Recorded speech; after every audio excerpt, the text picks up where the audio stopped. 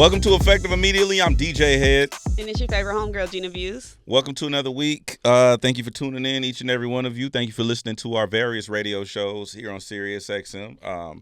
Effective Immediately, we're on Sundays. Gina Views does mornings on Saturdays. Culturally Inappropriate, 8 a.m. Eastern Standard Time. 8 a.m. Yeah, check us out on the radio. You know what I'm saying? This is not just a podcast, contrary to popular belief. We are on the radio. So, before we get into all the nuts and bolts, a lot to discuss this week. People have been patiently waiting Gina and I's comments and feedback on the Iceman project. Have they? Oh, man. You ain't been on the timeline. I have. You know I lost my phone.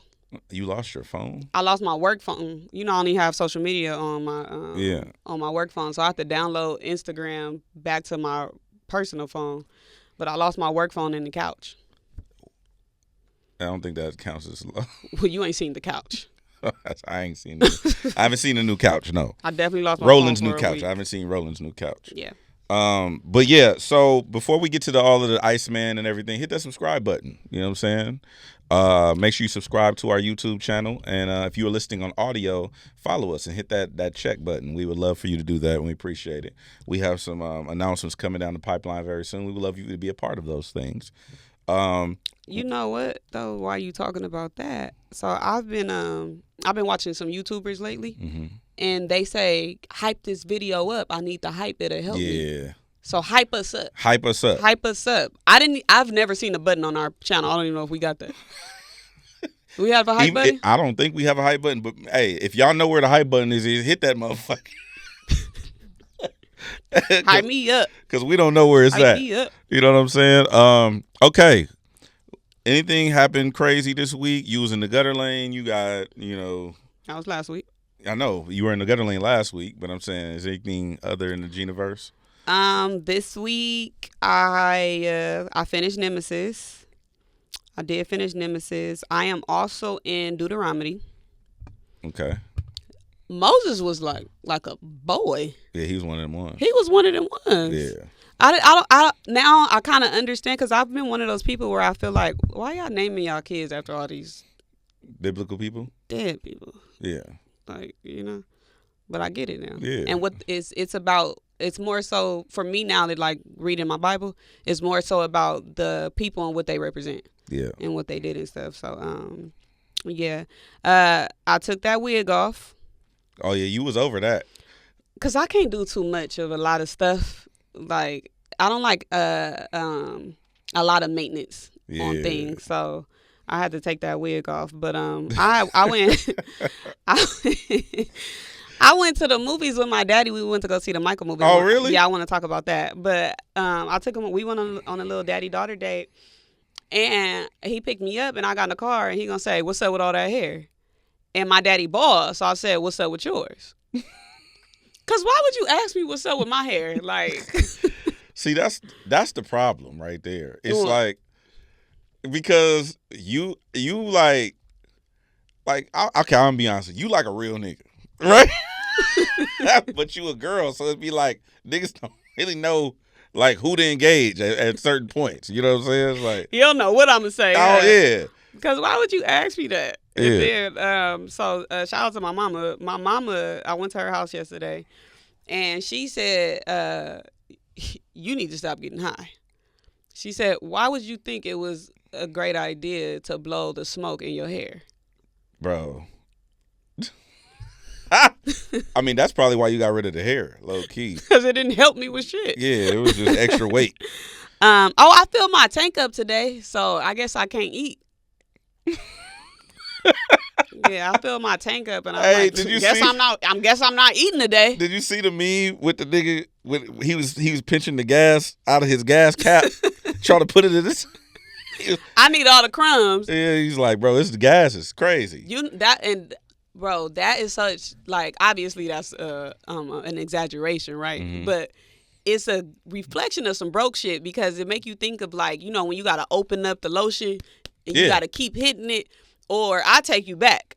I don't know how poor y'all was. Man, listen. But my daddy had cut the top of the toothpaste to split it open and dig the scrape the rest out that scrape the rest out the at the top. Yeah. Uh-huh. Yeah. What's the poorest thing? It's your poorest experience. Poorest experience would probably be fruit. Ooh. So my mom is prideful. Mm-hmm. She used to have this thing because I'll ask for food, Mm-hmm. straight up. Like if it was bad, I'll ask for some food. I'm not finna go hungry. Even like to this day, you know how I get down. So back in it was light. It was light. Yeah. So I go ask for some food, and my mom would be mad. Like, don't be going over there don't telling your grandma we need groceries. We do. We need groceries in this motherfucker. You know what I'm saying? It ain't like, I mean, we had like, it might be a pack of noodles and I might bust that down. I think the poorest thing I've ever done is combine 2 struggle meals. You ever did that? Let's unpack this. So I had some noodles, but I didn't have nothing else. So, but we had to split it with me and the homie. He had pork and beans and wieners. So, like, used to make that. That was my daddy go-to right there. That was some hood shit. We used to do that, but it's one pot. You whip that and bust it down. So what we did was it was like, hey, look, I got the noodle because I had starch. He had some protein. So we spread it, both of them together. I think that was some real poor shit. Cause I had a sandwich and some noodles. You put the noodles in the sandwich? No, y'all mixed it up? That's what I'm telling you. Yeah, we used to mix the shit up. I don't know if that's some poor shit. It was. That's stupid. Those meals don't even like. We had to do it. Is that a spread? Yes, because he might have 2 end pieces of bread. It wasn't even the good slit. It was 2 end pieces. You know how you niggas eat from the middle of the bread? So he had the bread, but he had nothing else. So and I had the noodles.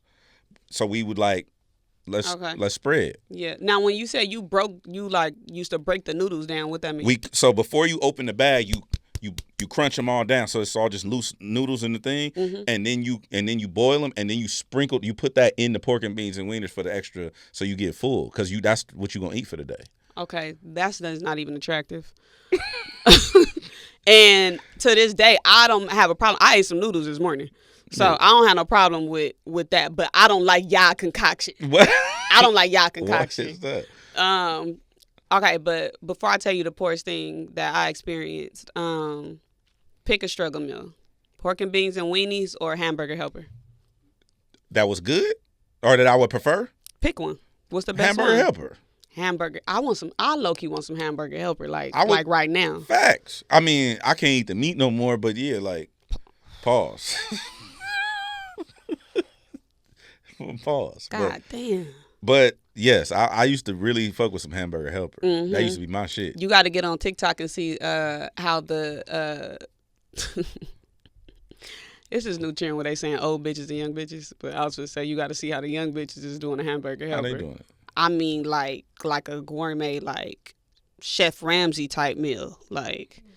That's all plating though. They'll take some ghetto shit. No, it's ingredients. Oh, they doing ingredients. Yeah, like heavy whipping cream, like. Your mama ain't never used heavy whipping cream, huh? Nigga. My daddy ain't never used heavy whipping cream. Hell no. It was water. These chicks going to Trader Joe's and shit, huh? Yeah. Okay. But look, the poorest thing, and I need to talk to my daddy about this now that I'm an adult. He would bring this big ass block of soap home. Yep. I remember those. And my cousin told me that that's what you clean clothes with, not your body. Yeah. So there's this chemical. Okay, I want you to look up this chemical. It's called borax. I was bathing with borax? Hell nah. I call Reggie right now. You know what that is? Yes. Yeah. That's to kill rats. Ish. What is it? Yeah, they was putting that shit in everything at one point. They was What's putting everything like? Noodles. Really? Oh yeah, it was borax in the noodles for sure. Ooh. Yeah, you can look that shit up. It was borax in the noodles. It was like this chemical that they used to do. They used to put it in like cleaning solutions and all. It was fucked up what they did. Yeah. Okay, so before I get into the Michael Jackson movie, how was your week? Oh, my week has been amazing. Like I've been filming and doing different things. There's a movie that's coming out.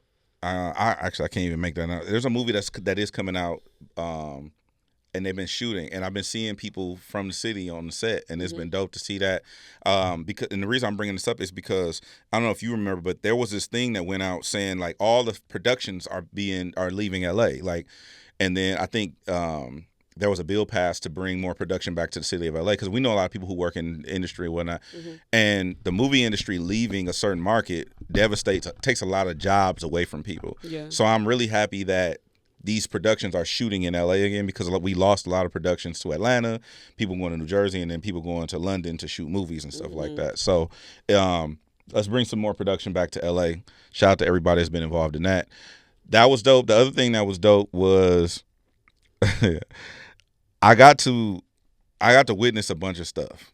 And nothing pleases me more than New York Knicks fans thinking that they got action and they don't. Like, it's playoffs? Yeah, it's basketball shit. Oh, that's why Fab and all them was dressed up like that? Yeah. I was like, why they Knicks down? Yeah. They like, oh yeah. And it's just like, it'd be so interesting. It's like, bro, y'all not gonna win. Yeah. That was us for like 10 years. I can see that. Yeah. That was us. Yeah. Well, not me, but that was the city. That was the city, yeah. But it really pleases me to see them like that, because they just be like, okay. How far did they get? I mean, it's still going on, so to speak. But they not out the playoffs? They just lost, I'm assuming. I think it's a game. Let me see. Knicks. I'll tell you exactly what game it is. So the Knicks are playing right now as we speak. So they're not out yet, but they're playing the Cleveland Cavaliers.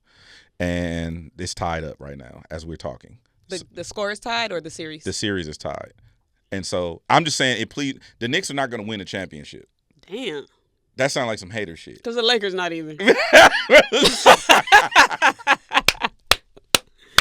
Like, you know. Facts. And I'd be like, yes. Fucking Kai Cash, nigga. You know what I'm saying? Bitch ass niggas. No, but anyway, because niggas love to talk shit when we go through our shit. Yeah. So I love to see. Hey, but that 1 year, we did too much that 1 year. What? When I think was it the Yankees versus the the Dodgers? The Dodgers? Oh, we did a lot. And we was dropping, like, we was on a timeline with the big buildings getting stumped on and shit. Yeah, we did a lot. The New York skyline all getting fucked up.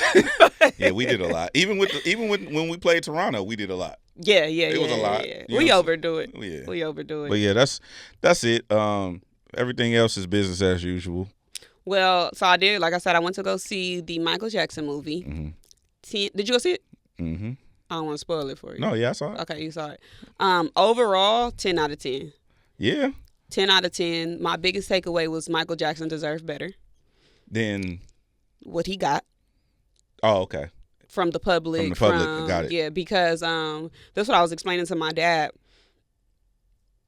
Michael Jackson died in 2007. Yeah. I was a kid. So my introduction to Michael Jackson was him being a white man. Really? A weirdo. Damn. What year? You barely got much of him, too. You was born in the 80s. Well, I get what you... I thought you meant, like, he was being presented to you as a white man as opposed to, like, how he was. Looked. Yeah, a black man, the Oreo, that, you know, they bleach their skin, they, you know, got their nose done, all that type of stuff. I think I called him still a generation before, but I think I called him I still looked at him as like a black man. Well, I was counting the years. We 10 years apart. Right. And in 83, he was still, you was a kid. You was in your mama womb. So 10 years later is 93 when I was born, and we didn't even get that far in the movie. Yeah.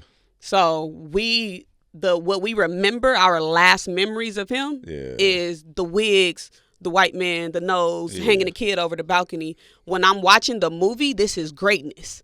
Like, we didn't get that whatever. I don't know who the fuck you saw, but me, I didn't get that. Yeah. So I'm used to seeing him as what they put, the negativity that they portrayed, that they put on us, that they put in the media. They never mentioned to us that he had a skin condition. They made it seem like he was bleaching his skin. And I even asked my daddy, he said when he remembers the media saying that, he said it was never about no skin condition. He was like, he do not remember that being a thing. They made us think that it was that he was mentally fucked up. Yeah. That's what they told us. That's what they portrayed in the media. This great person that we got on this biopic made me, I don't know if I was more mad that I didn't experience his greatness, or if I was more mad that it was nobody in my family to teach me about his greatness. Yeah. If that makes sense. So like, even like down to the MTV thing, I didn't know that he was one of the first black artists to be played on MTV. That's not talked about. Yeah. That's not talked about. That's some shit that, and I was talking to my friends, and they was like, kind of saying the same thing. I mentioned that to my daddy. He's like, they didn't highlight that or like, make that a thing. And I thought the acting was so fucking good, because down to the extras in the crowd at the concert, the acting was so good. I remember hearing that people would fall out over him, and they were so crazy over him and stuff like that. So either I was too close up on the screen or I was high as shit, but I felt like I was watching Michael Jackson at Rolling Loud. Like, that's how it, you know how when you go, like when you watch like the festivals live and stuff like that, and you get to see the crowd, you get to see what was going on. That's how good that damn production was. But like I said, I was also close on, up on the screen, so, and I was high. But it was it was such a good watch. Like, it was, but that's why I say I feel like he deserved more, because me watching that, like, I had to take myself out of the mindset that I was watching a movie, and I had to put myself in a mindset that since I didn't get to experience him and his greatness from the 80s, I wasn't here in the 80s. Yeah. I wasn't here in the 70s. I have never seen Jackson 5 perform. I have never witnessed that. I have never seen no damn been in person for a concert. Why? Because I didn't even exist then, So, and also I never been to a Michael Jackson concert, and based on like his prime and where things were when I was even able to be old enough to give a fuck about music, I would have never been to a Michael Jackson concert anyway. Yeah. You get what I'm saying? Because he was already, he only lived a couple more, he died in 2007. Yeah. Like, I was a kid. Yeah. But I thought that it was so good. I thought the production was amazing, the way they shot it, down to the makeup, like all the effects and everything they did. Even like, I felt honored that I can see behind the scenes of Thriller. Yeah. You get what I'm saying? So it's like, as a millennial, I was not old enough to experience him in his prime. Yes, I seen Usher. I remember when Chris Brown's first album came out and all that type of stuff. And I'm not even trying to do a comparison, but just an example of the people whose careers I actually witnessed versus me coming into the tail end of something. Imagine a kid thinks that The Rock is just the movie. You know what I'm saying? Like, versus how we know of him from wrestling and, things like that. Or if you think about, there's a kid who only knows Ludacris of the movies versus what we know of him from the music, So my experience with watching the film and my experience with actually like knowing his music and him being here is two different things, but now I'm able to like combine those things. And then also, I don't know if I was watching that movie and I couldn't believe that, like, it kind of blew my mind that two people, because I'm watching it with my dad, it blew my mind that two people can share an experience. Okay. It blew my mind that two people could witness a person's life but have two separate experiences of it. So I'm witnessing his life watching the movie, right? But my daddy actually lived through this. You know what I'm saying? So the other thing that I loved was all the black actors that was on there that are legendary acts, Ania Long, Lorenz Tate. And I thought that they did so good with the characters that I didn't see Love Jones when I saw them on stage. I didn't see Boys in the Hood. I didn't see Tate. What was he? Councilman Tate. I didn't see Councilman Tate when I'm watching it. I saw the actual actors. And that daddy need an Oscar. Yeah, he killed it. He had it down to the mannerisms. Yeah. Everything, the face expressions, like everything was just, it was so fucking good. I thought that was the daddy. I thought that was Joe Jackson for sure. It actually felt like I was with the Jacksons. Yeah. Like, it felt like I was a part of that. And I feel like that's what a biopic is supposed to make you do. And, excuse me, this might be the first biopic that I ever felt like no, that's not the first one, because the Notorious, I did think that was he just looked too much like the nigga with the glasses, and he did favor Biggie a lot. But this was the first time like a biopic was just like a 10 out of 10 for me, to where it's like I said, it's not just that I watched the movie. It felt like I shared the experience with the family. Yeah, I fuck with it on the same level. You had a lot of good points. What I did love about it was I felt like I got a front row seat to the whole back end of the story. Like, I'm familiar with his origin story. I've seen previous depictions of his origin story, growing up, the kids, the abuse. But were you there? No. Like, you know how you witnessing a Lotto baby being, you're not there, you get what I'm saying? But it's like, you know it because somebody told you or somebody showed you something. We wasn't living to actually experience the music and turn the radio on and hear him drop a brand new song. Yeah. You get what I'm saying? So it obviously it's not that time, but I'm getting there. But it's not that time period. But I did witness certain things that I remember being a kid seeing for myself. Mm-hmm. I remember seeing. I forgot. It was 2 times where I saw Michael Jackson live, not in person, just on the TV. Mm-hmm. One is I was like a live concert, and I don't remember how they was doing it, but they were broadcast. I didn't remember his Super Bowl performance like that, but I remember a live concert happening on TV, and I remember people fainting and passing out. I remember that, seeing that verbatim. I mean, with my own eyes. The other thing I remember. How old were you? I have no idea. How would you think you were? Probably like 7 or something like 10. So it don't really count. 10 probably. I think I was.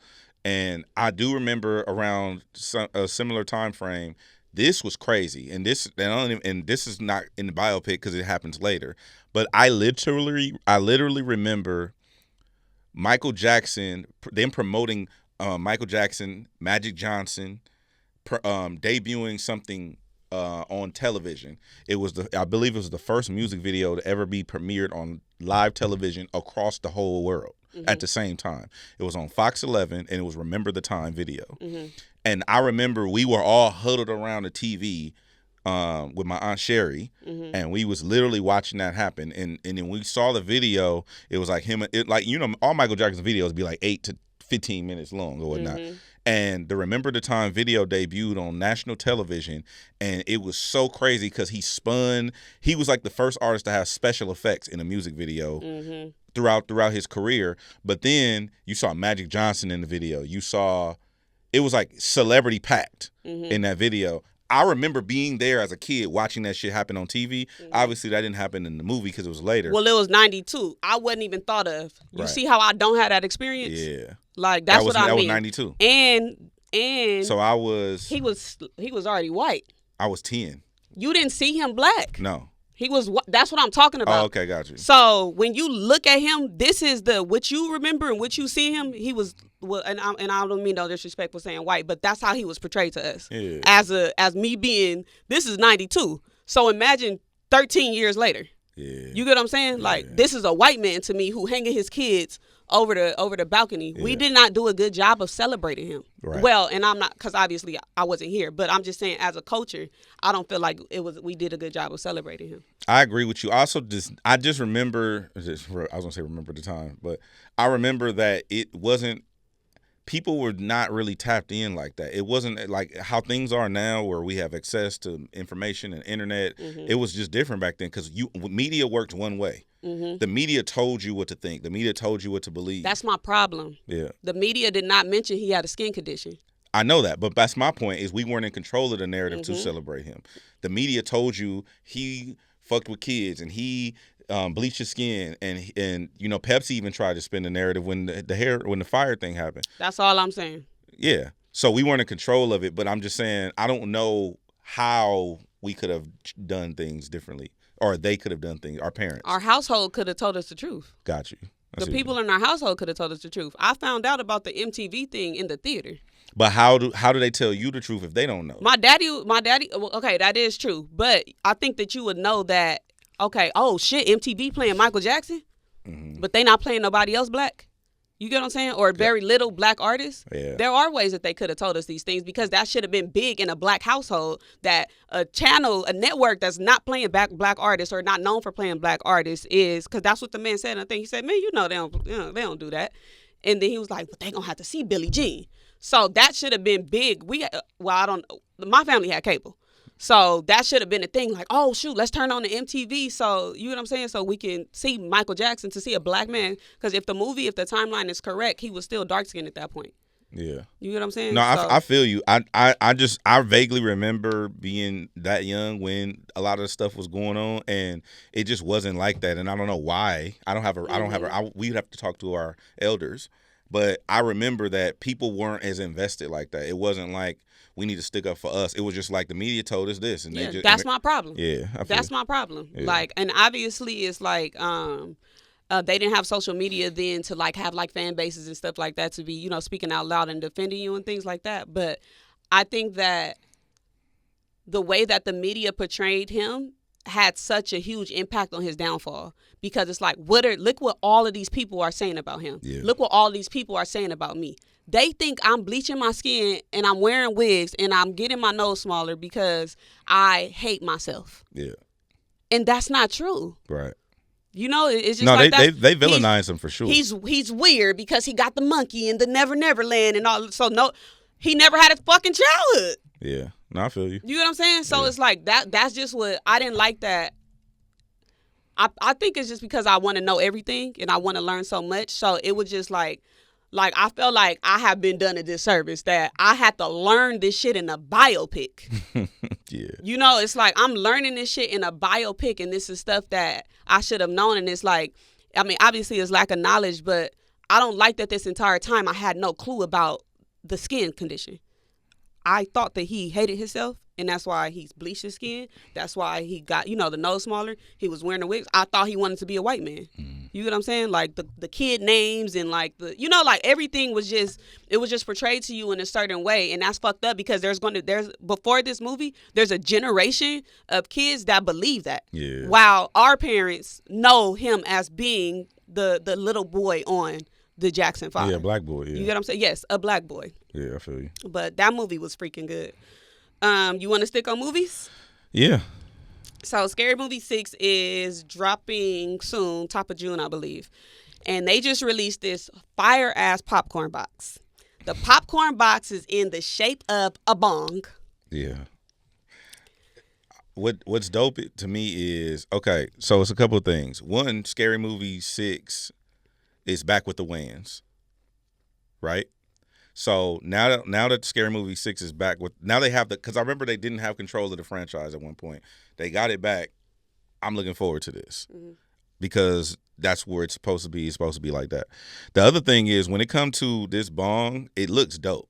And I don't smoke, but they got the little thing coming out of it that I thought it was like some real shit, but it's the butter that you put on the popcorn or whatever. But that brings me to the conversation of these merchandising and stuff like that for these I guess you want to call it merch that goes with the movies and other things like that. But it's a merch bundle, essentially. I think you said that. And to me, when I was looking at it, I'm like, I remember the little Star Wars helmet that came out. You can get those sealed, like those are collector's items. But these theaters are having to come up with creative ways to get people to come to the theater because people are just, they streaming everything. And people not really going to theaters like that. So the other part about it is the bundle, the idea of the bundle to me, because do you remember back in the day not back in the day, but it was not too long ago when they were selling season passes. Remember AMC, like the theaters, they were dropping these passes where you can go see as many movies as you want, or you can go see like 3-4 movies a month, but it was like a certain amount. They were trying to do what the streamers are doing, but in the theater. Do you remember that? Mm-hmm. So they're trying to find creative ways to get people to go to the movies. I don't know if I think the Scary Movie one is a good one. I think people are gonna buy them. Scream did one too, and theirs was a so it's like so they had two of them. It's Ghostface coming out of the door, and then it's the popcorn is behind them, and then they have it's a clear case with Ghostface standing in it, and then you fill it up with the popcorn. Another dope one was Devil Wears Prada 2. That one was a red Prada purse. That's hard. So I'm actually enjoying these incentives because that's something that would get me to the movies. Yeah. Is because I want a souvenir for, like for my like Scream, like for my favorite movie. I mean, obviously I went to the premiere and then I had my own movie night, so I didn't get the box. But you get what I'm saying? Yeah. That's something that would make me be like, dang, let me go up there, let me get that. The stoners are gonna love this. Facts. Don't try to really smoke. It's plastic. Like, it's not glass, bro. You know what I'm saying? You're going to fry yourself trying to smoke out of that. They're going to freaking love this. But I thought this was a good topic because they're saying that, well, okay, no. I saw a report that this I saw a report that said that the Gen Z are watching the movies more. Mm-hmm. They're going to the movies more versus us, for whatever reason, we stopped going to Gen X and millennial. Oh, you a millennial? I'm a millennial. What's before you? Before us? Gen X? Generation X. Okay, so Gen X. I think it's Gen X. Gen X and the millennials, for whatever reason, the report said we just stopped going to the movies and stuff like that. And that's all these popcorn boxes are something that would get me to the movies just to have these, souvenirs. I have every single premiere ticket that we've ever gone to. Really? Yes, I have all of them. They on my ottoman. Damn. With Nipsey obituary and all my, I kept that. I have that. Stuff. I have the ticket from Nipsey's from the funeral too, but I don't really keep those anymore. Yeah, I got the obituary and I have all the tickets from all the premieres that we ever been to. Or whatever. Yeah, that's gonna be dope. So so I like things like this, and then Scary Movie 6 is so nostalgic, and now like you said, the Wayne brothers are back, with the production, so that makes it better. What did you about to say? No, go ahead. I rewatched the trailer, and I thought that I needed to go back and watch all of the Scary Movie references to get it, but they shot that shit kind of fast. Yeah, because how was Weapons in it? Weapons low-key came out yesterday. I think so. So I had a thought about that when I first saw the trailer. I'm like, damn, bro, they shot this shit yesterday, right? But I think what's happening is I think that they kind of know what's coming because it's Hollywood. Oh, because are they with Paramount? Let me see if Scary Movie 6 is Paramount too. I don't think it's the studio feeding them information. I think it's just it's Hollywood. So you kind of get an idea of what projects are being shopped. Mm-hmm. You can kind of tell let's say we're here at the radio station. Yeah. We would kind of, even though we not the white people that's running shit, if Sway was finna, start another show, we would kind of probably know Sway's finna start another show up here at some point. And so then, even if we don't know. No, all of these are Paramount movies. They all are? Yeah. Okay. Not all of them, but a lot of them are Paramount movies. Okay, so there you go. I mean, yeah, it would benefit Paramount to include their properties in that property. Yeah. No, that's they doing a good job. It's crazy to me that Scary Movie 6 is coming out before last Friday. So the other thing about this is merch bundles, and this plays into what was the point you made about music?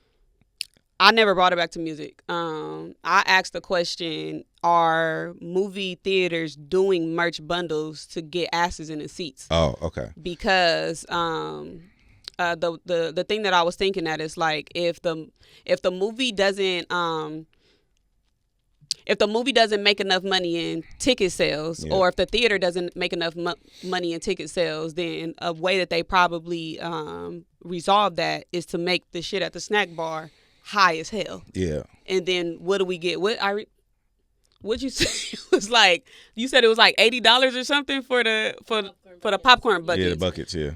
That's 4 movie tickets. Yeah, these collector's items you keep them. Yeah. So the reason why this is important is because yes, you're right, but I think it's a yes and. So how the movie, for people that aren't aware how the movie, to my understanding, how the movie structure works is the theater makes money from buying stuff at the theater. They don't make money off necessarily the movie that's being showed unless they negotiate a certain percentage of ticket sales. Mm-hmm. Most theaters, especially the big ones and the independent ones, are hey, buy some licorice, buy some M&Ms. That's how we staff and that's how we keep this thing running. Mm-hmm. Cool. But when you add in the music component of it, it's this is a merch bundle. It's the same thing as people talking Travis Scott or Beyonce or Taylor Swift who sell merch bundles. It's hey, here's a movie ticket, but here goes some shit. Mm-hmm. Whether it be a T-shirt, whatever else we selling. Cool, boom. I pulled up something because I thought it was interesting. So I don't know if I spoken this before on the show, but Prince was the first person to kind of do a merch bundle, so to speak, that we know of today. Mm-hmm. He had some issues with the label. He changed his name to a symbol. That's where the artist formerly known came. Then he would basically sell a ticket to his show, and then you get an album with it for free. Mm-hmm. And that's his way of screwing over the label back in the day. And that's why that's why all the contracts say likeness in it. That's some industry insider shit. But prior to, here go the dates. Taylor Swift, Travis Scott, Tyler, the Creator, DJ Khaled, kind of started doing merch bundles around 2017. Is what this is saying, right? Mm-hmm. Prior to that, it was Prince, Madonna, and then like Tom Petty and Bon Jovi. Those are like older acts, but the merch bundle, quote unquote, kind of started around 2004. So I just want to throw that out there because there's a lot of conversation about the merch bundles and how it plays into the movie thing. But yes, I think you're right. That is a way to get people to fuck with your shit. Yeah. And even like how you said, like the theater don't make money for the tickets, but the theater does lose money if people don't come watch the movie. Exactly. So they do have to, like, yeah, I get what you're saying, like, oh, they don't get nothing from that, but they essentially do, because if you come watch the movie, you're going to go get a popcorn box. Yeah. So we make up for the money on both ends. Yeah. Okay, so while we still talking about TV, I know you didn't finish Nemesis yet, but so I do want to talk about that next week. But there was a scene in Nemesis that struck the nerves of Los Angeles natives. So I want to start off by saying, I don't want to spoil it for DJ Hed because we went to the premiere, but he hasn't finished the whole thing. Movie 10 out of 10. I mean, show 10 out of 10. Yeah. For me, the acting was good. I enjoyed that I can be able to tell like the tax bracket of certain people in the movie, like the cop. He drip. He like, it's like Power. Like he got that shit on. He buy his girl Van Cleef, like that. If you know, you know. Like, I don't know what that is. If you ever see the bracelets with the clovers, it looked like a clover, or the chain with the clovers. Akon had them dripped when he was here. So that mean they got money. Oh, okay. Just Google Van Cleef. Just look up the price of a Van Cleef bracelet real quick. Spell that shit. Oh, I see it. Van Cleef. That shit pop right up.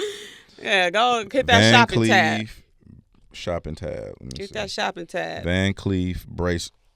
Exactly. I have seen this before. Exactly. Yeah, you see what it costs. Why is it $6,000 for a bracelet? Yeah, that's minimum too, probably. They got some necklaces that's like 14 bands. What the fuck? Damn. Why is this? So I'm looking at stuff like that. This shit $20,000. Exactly. So if a cop wife got that, if a cop wife is wearing that, man, he a dirty cop. Well, you said that about that black man. I didn't say that. Man, fuck that.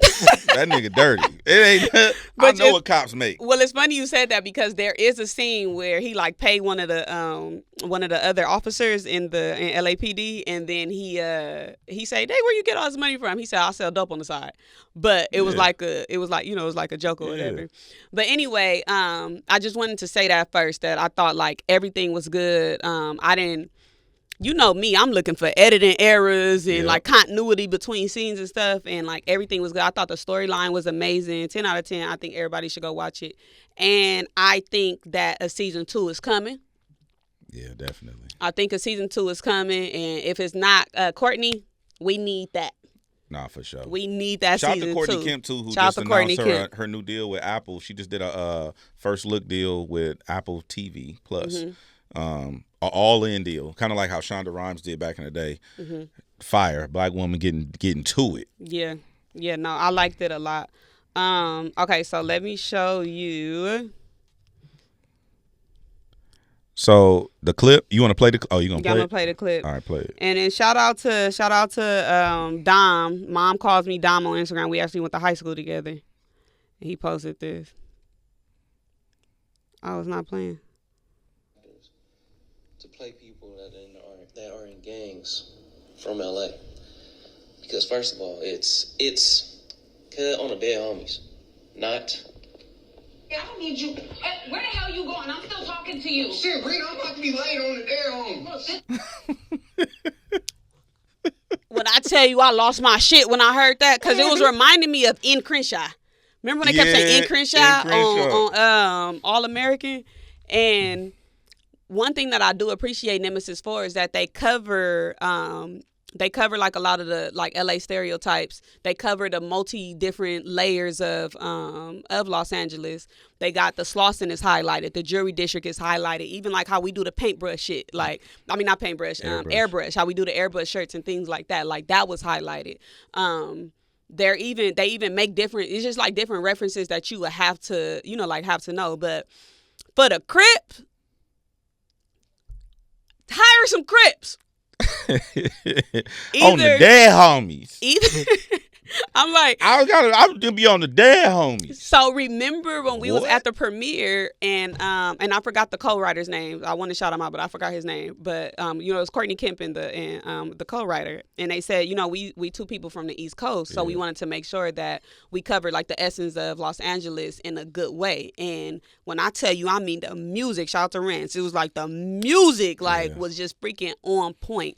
And Scott Werner too. Shout out to Scott Werner. Music supervisor too. Hire some Crips. Yeah. Is all I'm saying. Or somebody that's going to tell you don't say it like that. Because it was even a scene on there where the cop, it's a Hispanic cop, and she was like, she said, yeah, I just followed them from the Slauson swap meet. We don't ever say swap meet. Ever. We say the Slauson. The Slauson. It's the Slauson. Yeah. So like, but obviously, I mean, that's minor. Yeah. On the Dead Homies is way bigger than the Slauson thing. On the Dead Homies. I didn't like it because it's literally definitely like, hey, on the Dead Homies, you gonna make me late. Yeah. You get what I'm saying? It was off. It was off. The whole, even the, it was just off, bro. That shit was crazy. Cause I ain't got that far in the show yet. Yeah. But when that clip went up, I'm like, that ain't even in the show. That can't be in the show. Mm-hmm. And it was in the show. I'm like, damn, bro. That's fine.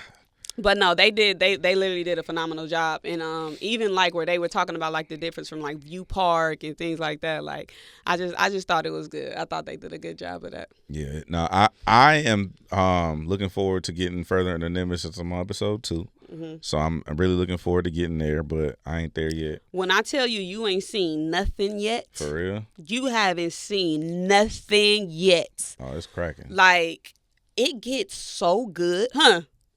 It gets so... We can't say her name no more. I know, right? She like, I'm not here. But no, it gets so good, and it gets to the point where you don't want to turn your TV off. Like, yeah, it gets to that point. I knew it was okay. I'm gonna be honest. I was gonna turn it on 3 nights ago because I've been working late, but but I'm like, if I turn this shit on, I'm gonna be up till 5 a.m. Yep. I'm cool, bro. Like, I got shit to do. I got to get up early. I'm cool. Yeah. Like, because I've done that before. I did that with, what's the one with the mama? She was the killer. The old, the black and white, I mean, the couple. And the mom ended up was the one killing everybody. They was. Oh, damn, what was it called? I know exactly what you're talking about. It was the mom was the lady that played on all Tyler Perry stuff. Who was the lady that starred in it? I cannot think of her name. I know the movie you're talking about though, where she was walking naked down the road and all of that. Yeah, and then she went and killed all her friends. Nigga, I watched that shit one night, all in one night. Uh-huh. I just couldn't go to sleep.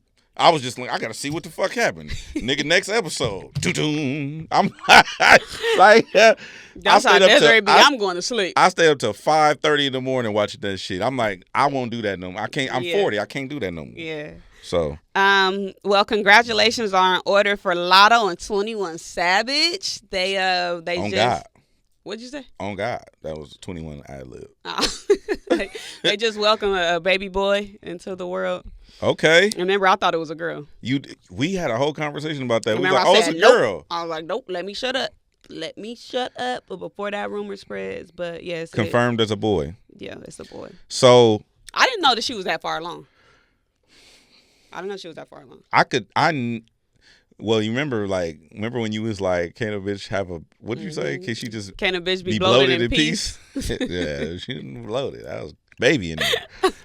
Whole time it was a little baby. The whole time it was a baby. Congrats to Lotto and 21 Savage. I think that's dope. I think it's beautiful when parents are happy to be parents. Or it's not like it's like, fuck, man, she want to keep it. Yeah. Yeah. You know, I had that conversation with my mom before. What conversation did you have with your mom? I had it. I wasn't really, supposed to be here. Like, okay. Not in a negative way. She had to. She just got hit. We talked about this before. She had the little T in there. The little T. Birth control? Yeah. They put the little T in there. You grabbed that motherfucker? Man, I came out and it was just it's supposed to like knock shit off your uterus, your uterine walls or whatever. But I'm in there low, so. That's why you act like that? Yeah. Were you a surprise baby? Hell yeah. She didn't know she was pregnant. she didn't. No, she wasn't supposed to get pregnant. I'm a miracle baby. Right, but did she know she was pregnant once she was pregnant? Oh yeah, once she found out. Yeah. What I'm saying is she didn't wake up one day and was cramping and didn't know she was going to labor. Nah, she knew. That's how situations happen. Yeah. Where a woman is literally going on about her life for a full 9 months. Oh. And then goes into like she has like pains, they're contractions, but she thinks she cramping. Got you. And then it's like, oh, because some women still have a period. Yeah. Throughout their pregnancy. That's kind of crazy. Well, I guess we can get to what everybody's waiting for. Yeah, they want to hear about it. So I should have chewed a gummy. Okay. I need a motherfucking gummy, boy. When I tell you, I'm like, I'm woe out. This might be my last day. This might be my last day on the topic of him, his op, and the married rapper that bowed out. It's a lot, bro. Okay, so Iceman. We're talking about Iceman.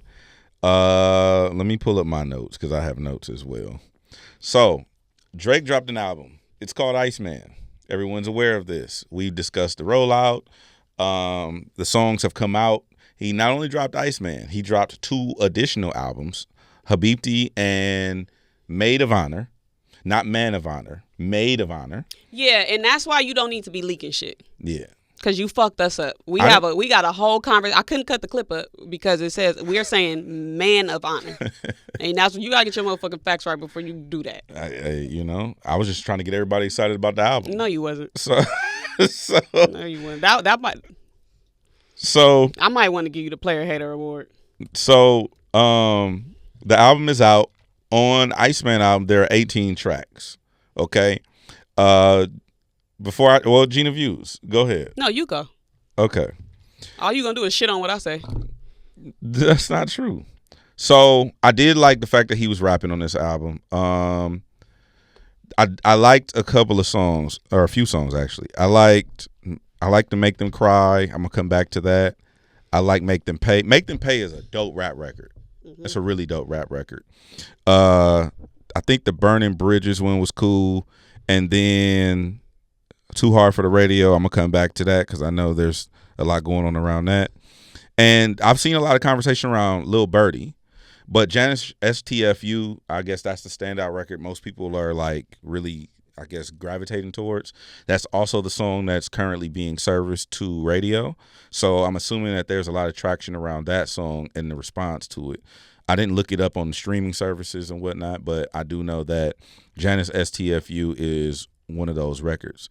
For clarity, and we can move past it, I did make a phone call about the Janice STFU record because there's been speculation that that's like going at this person and that person. No, it's just I believe, I'm speaking for myself, I believe that song is just his reflection on the industry. So for the fans who are not, or viewers who are not on Twitter, who did they think Janice was? Basically, the conversation was like Janice is like a speculative, like somebody at our label, or is something to do with Keem, or like whatever the case may be. It's just, I don't believe that. You know what I'm saying? I think it's just his reflection on everybody. Like it's personifying everybody into one person. So cool song, all good. The Run to Atlanta song, the one that I was trying to promote. Ran to Atlanta is Drake, Future, and Molly Santana. I think that what? Because that's a lie. I was promoting the record. All right. So Ran to Atlanta, I don't think that it did what people thought it was going to do. I think that people expected it to sound like What a Time to Be Alive, and it's like a kind of like a completely different type of vibe. And I think it's getting negative reviews for it. I think it's a cool song. Like I don't look at it as like What a Time to Be Alive, but I don't look at it as a bad song. And to be fair, also I'm gonna say this because I know that people just gonna be clipping the fuck out of this. Iceman is not a bad album. Like it's not his best album, but it's not his worst album either, in my opinion. Now, from a rap standpoint, where's my other note at? Okay. Make Them Remember. That nigga was rapping on that shit. That nigga was rapping on that shit. You know what I'm saying? I like when a nigga rap. You know what I'm saying? Yeah. I like when a nigga rap. I just, in my notes it says Make Them Remember, and it says rapping in big bold font. And then, okay, so now we're gonna get into some of the critiques. Well, I'm gonna do another fan service question. I mean, not fan service POV. Too hard for the radio. That's controversial because he's okay. First and foremost, I want to say this. Number one, DJ Hed always has been and always will support the Bay. Number two, the homie P-Lo, I don't know Bari, and the homie J Ant are all contributors on this record. I support J Ant, I support P-Lo 1,000%. I don't know Bari, but if he from the Bay, I fuck with him too. Kari, sorry, I fucked that up. Kari, I'm speaking fast right now. You think you YG? Why? Oh, because I just put the B in front of it. That's stupid. And Kari's with a K. So it'd still be. Well, shit, you was wrong either way. Yeah. How nigga that's wrong gonna correct me on his error? I don't know Kari. But if he from the Bay, I fuck with bro too. The Too Hard for the Radio is controversial because on one side, I've gotten that he's intentionally trying to drive a wedge between LA and the Bay. I don't buy that. I don't subscribe to that. The Bay and LA, we fuck with each other. I'm not contributing to that conversation or narrative that there's gonna be like you're not gonna do that with me or my platform. Wait, what you're saying? You don't believe that he's doing it, or you're saying it's impossible to happen? Nothing's impossible. I'm not participating in that though. And that narrative of like yeah, well, the LA shouldn't support that song because it's him. It's like no, nigga. If the niggas want to hear the records, play the records. I don't like it. Don't whatever, cool. But for the people for the DJs, I'll say this: for the DJs who feel conflicted, if you go to djhead.com, I have an edit of Too Hard for the Radio that you can play without disses in it. It's just a DJ Hed edit that you can play free of charge. You can download it. Go to DJ. What did you remove? Well, he said something about mustard.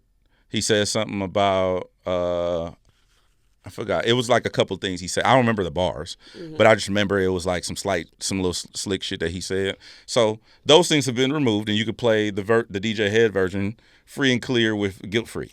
Who's the targeted consumer for that song? For your edit? For my edit, for the DJs. Where? In LA. Because we don't want to disrespect mustard. Because people feel conflicted about playing a song that's taking shots at the homies. Mm-hmm. So this one doesn't have that. It's a little contradiction. Why? The people who wouldn't play it. Oh, because it's taking because. Yeah, because when did we ever give a fuck about niggas taking shots at each other and them? Because we'll play some shit from some niggas from LA taking shots at niggas from LA. Yeah. No, it's definitely I get what you're saying, 100%. But I made the edit, so it's there for you to have at it. Look at you benefiting off of a Drake song. I'm not charging nothing. You're not charging nothing, but it will drive traffic to your website. I'm not monetizing my website. I didn't say that. I said drive traffic. You see how a nigga will flip your words in your face? Well, I'm not. Yeah. Okay. Well, I could put it on somebody else's website, but I felt like they was gonna take it down. She gave it to mustard. I could send it to him. I don't think he gonna play it either way. Okay, so wait, I do want to know: did you actually like that song? I thought that would have been your favorite one from the album. I like the song. So there's a couple things that, and I don't know how much I can get into it, but the second half of that song, I don't know why he did so many beat switches on this album. He does that. He's done that multiple times on multiple albums. But to me, it's just a lot on this one. I don't know. Maybe I'm just. It's more music. It's more of the rap music. Got you. It's just more of it. It's no different than all of the make thems. All of the make thems. Okay, got you. If we would have got one Iceman album, we probably would have only got one make them. If that makes sense. We wouldn't have, not one Iceman. If we would have got Iceman, Habiti, and Maid of Honor like all in one, obviously we wouldn't have gotten 40 songs. We probably would have got like 17 or something, but we would have only had a few versions of certain songs on there. Yeah. So that's probably why it's standing out so much, because like you said, he's doing it so much on these albums, and it's standing out to you more than it has before. Yeah, I probably also haven't like deep dove into them, like to know like there's been a lot of beat switches, but to me it just seemed like it was just too many beat switches. I still haven't like done a deep dive as well to even understand why is beat. It's a story behind everything. Facts. So that's one thing that I was confused about listening to it. And I'm also thinking, I'm like, did the song change? I had to keep looking up at the track list. The thing. Yeah. Okay, and then a couple more things for me. Make Them Cry, the intro song. I thought it was dope. He talked about 40 giving him advice on evolving and growing up and stuff like that. Mm-hmm. And, I don't know, maybe we should lean into that a little bit. You know what I mean? Like, certain niggas talk about listening to their engineer. We should probably listen to our engineers a little bit more. Mm-hmm. So I thought 40 always giving him advice on his when you rap about it. So I just think that was a cool record. The two critiques I have. One is it's still to me a lot of victim like woes is me. You can speak about your experience, but my critique, and people are going to obviously feel how they're going to feel about it. It's like, bro, no one did anything to you that you didn't invite. Like, you invited this energy into your life. Mm-hmm. So you then can't take the stance of a victim if you invited this energy into your life. Regardless of how far it went, how left it went, you were offered different ways to deal with it. You chose to deal with it this way, and then you then can't then be offended or sad or heartbroken, whatever you feel about the repercussions of something you invited. Mm-hmm. To me, that's just lame. Go ahead, I'm sorry. I don't, as a man who comes from the environments that we come from, I don't respect that kind of energy, is what I'm saying. What you mean he was offered different ways and you took this way? It could have been less egregious. Like he mentions multiple times in songs, it went this far and whatever, I forgot what the bar was, but he mentioned he's taking the stance, it went too far. He even mentioned that when the Pusha T, when I think he did the Shop interview, when he was talking about why he disengaged from Pusha T, and he was like, it just went too far, something to that effect, right? To me, that shows that we're not the same thing, because yes, there are certain rules of engagement, but I don't think you fully understand the rules of engagement that you're engaging in when you invite that kind of energy into your life. So understand what you're getting yourself into before you do that, because I go back to Push-Ups, I go back to Family Matters, I go back to a couple of records, the Push-Ups things, even in the Heart or whatever. I know you in that apartment, nigga, in New York. You better come up with some shit, nigga. You better come up with some double entendres. I remember drop. I remember the Use Me As They Have Nothing to Drop button. Even all the stuff on his story. I remember all of those things. Yeah. You invited this energy. Mm-hmm. So to me, Stay On Stream came from him, right? Essentially, yes. No, it's not essentially. It was a comment that he left on somebody's page. Right. He said stay on stream. He told them niggas to stay on. Yeah, but I'm just saying, this is energy that he invited into his life. So I get it. Maybe two songs you can address certain things. We expected that. Mm-hmm. I don't like the victim shit. That's lame because you participated. Mm-hmm. You know what I'm saying? So that's a critique I got. The other critique I have is, was it Make Them Know? I think it was not Make Them. I don't remember the exact song. It might have been Make Them Remember or Make Them Know. But he was basically talking, what's the 23andMe? The LeBron shit? What song is that? Make Them Remember. Make Them Remember. Okay. So the LeBron shit to me was weird-esque. Not because I don't know their personal relationship. This is me speculating from the outside in. I don't have any information. But the speculation is that, these people were my real friends. Because I remember he said the only people, he mentioned, I think, 21 Savage. He said Savage, Bank, and it was like 3 people he mentioned by name, mm-hmm. who, quote unquote, kept it solid with him or whatever the case may be. Okay, cool. But to me, again, that screams that you haven't faced certain adversities in your life to understand nuance. Mm-hmm. Nuance meaning, there are some people that are your ride or die, we're going to go down with the ship together. And then there are some people who are not. And either way is okay. It's up to you to understand and accept how people want to participate in your life. Now, again, I don't have any inside information. Maybe LeBron told him that they were blood brothers, or they die hard, ride or die, whatever their bond was. But I don't necessarily subscribe to that ideology as a man who's about to be 40. Is like these people turn their back on me because they chose to participate in these moments of those things. Now, again, how would you feel if I went and did a show with academics while he's dragging you? It depend on. To be honest, I want you to be honest as a human. As a human being, I would just be like, with academics, I'm synthesizing. I wouldn't feel it. I wouldn't take it offensive. Okay. But I also have a different mindset when it comes to certain things. Like I don't internalize many things. So how do you think the average person would feel about something similar? Oh, they would be hot. They would feel betrayed and all kind of things like that, right? Okay.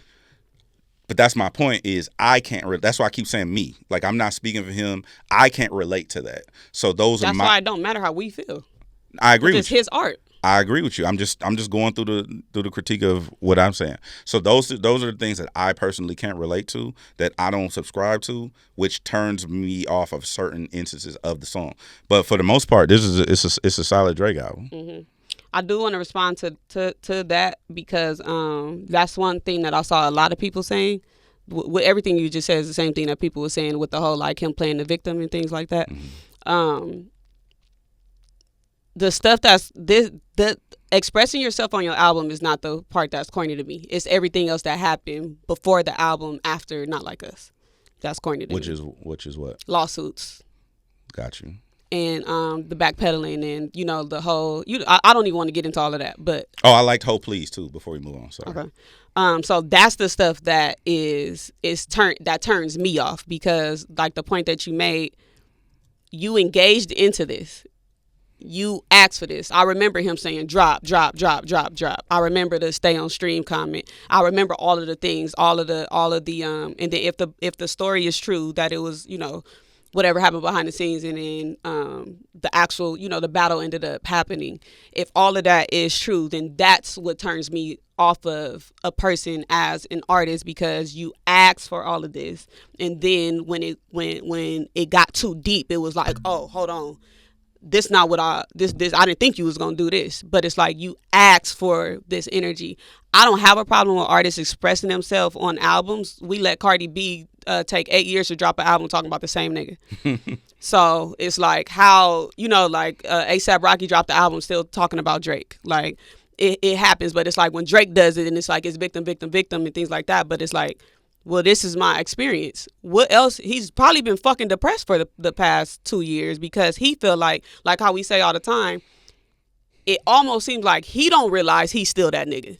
Like he let the battle get the best of him and things like that. So if that's been my experiences this whole time, then that lets me know you're in full transparency.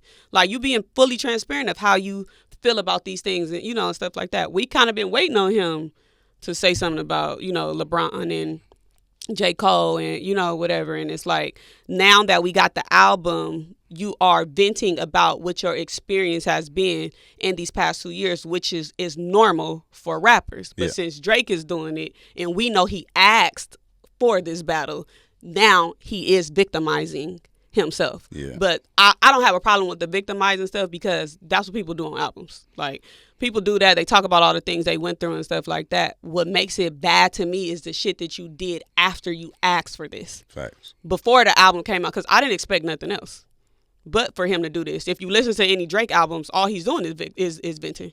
That's all he's doing on every Drake album. He's venting, he's flexing, he's telling you about the bitches he fucked, he's telling you how much money he spent. That's what he's doing here.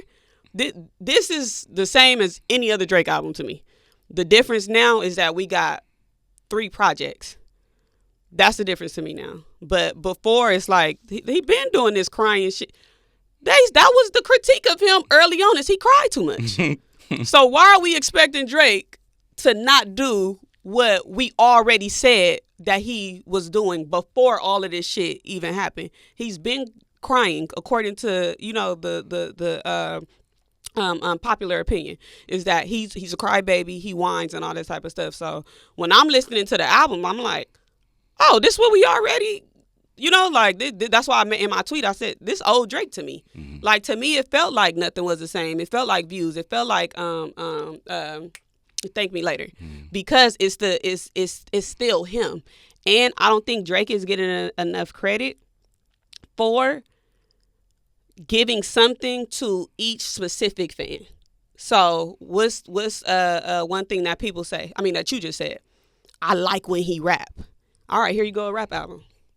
What do I say? I like when he talk to the bitches. Yeah. All right, here go R&B album. Yeah. But what pleases the on a larger scale? The international shit that we don't like. I still got to do this. But if he would have gave us one project with 3 albums combined, we wouldn't have got half of these songs. Mm. It would have been like 17 things, and then we would have been complaining, oh, it's too much girl shit. Okay, he rapping right here, but I need more of that. Oh, here he go with all this international stuff. You get what I'm saying? Yeah. Like, it would have been so much complaining. So since this what y'all want me to do, some of y'all want the girl shit, some of y'all want, and then he even, it's a bar, I forget what song it is, he say something like, they say that I can't do R&B by myself or drop an R&B album alone. He say something like that. I don't even know if that's the verbatim bar, but that's on one of the albums or whatever.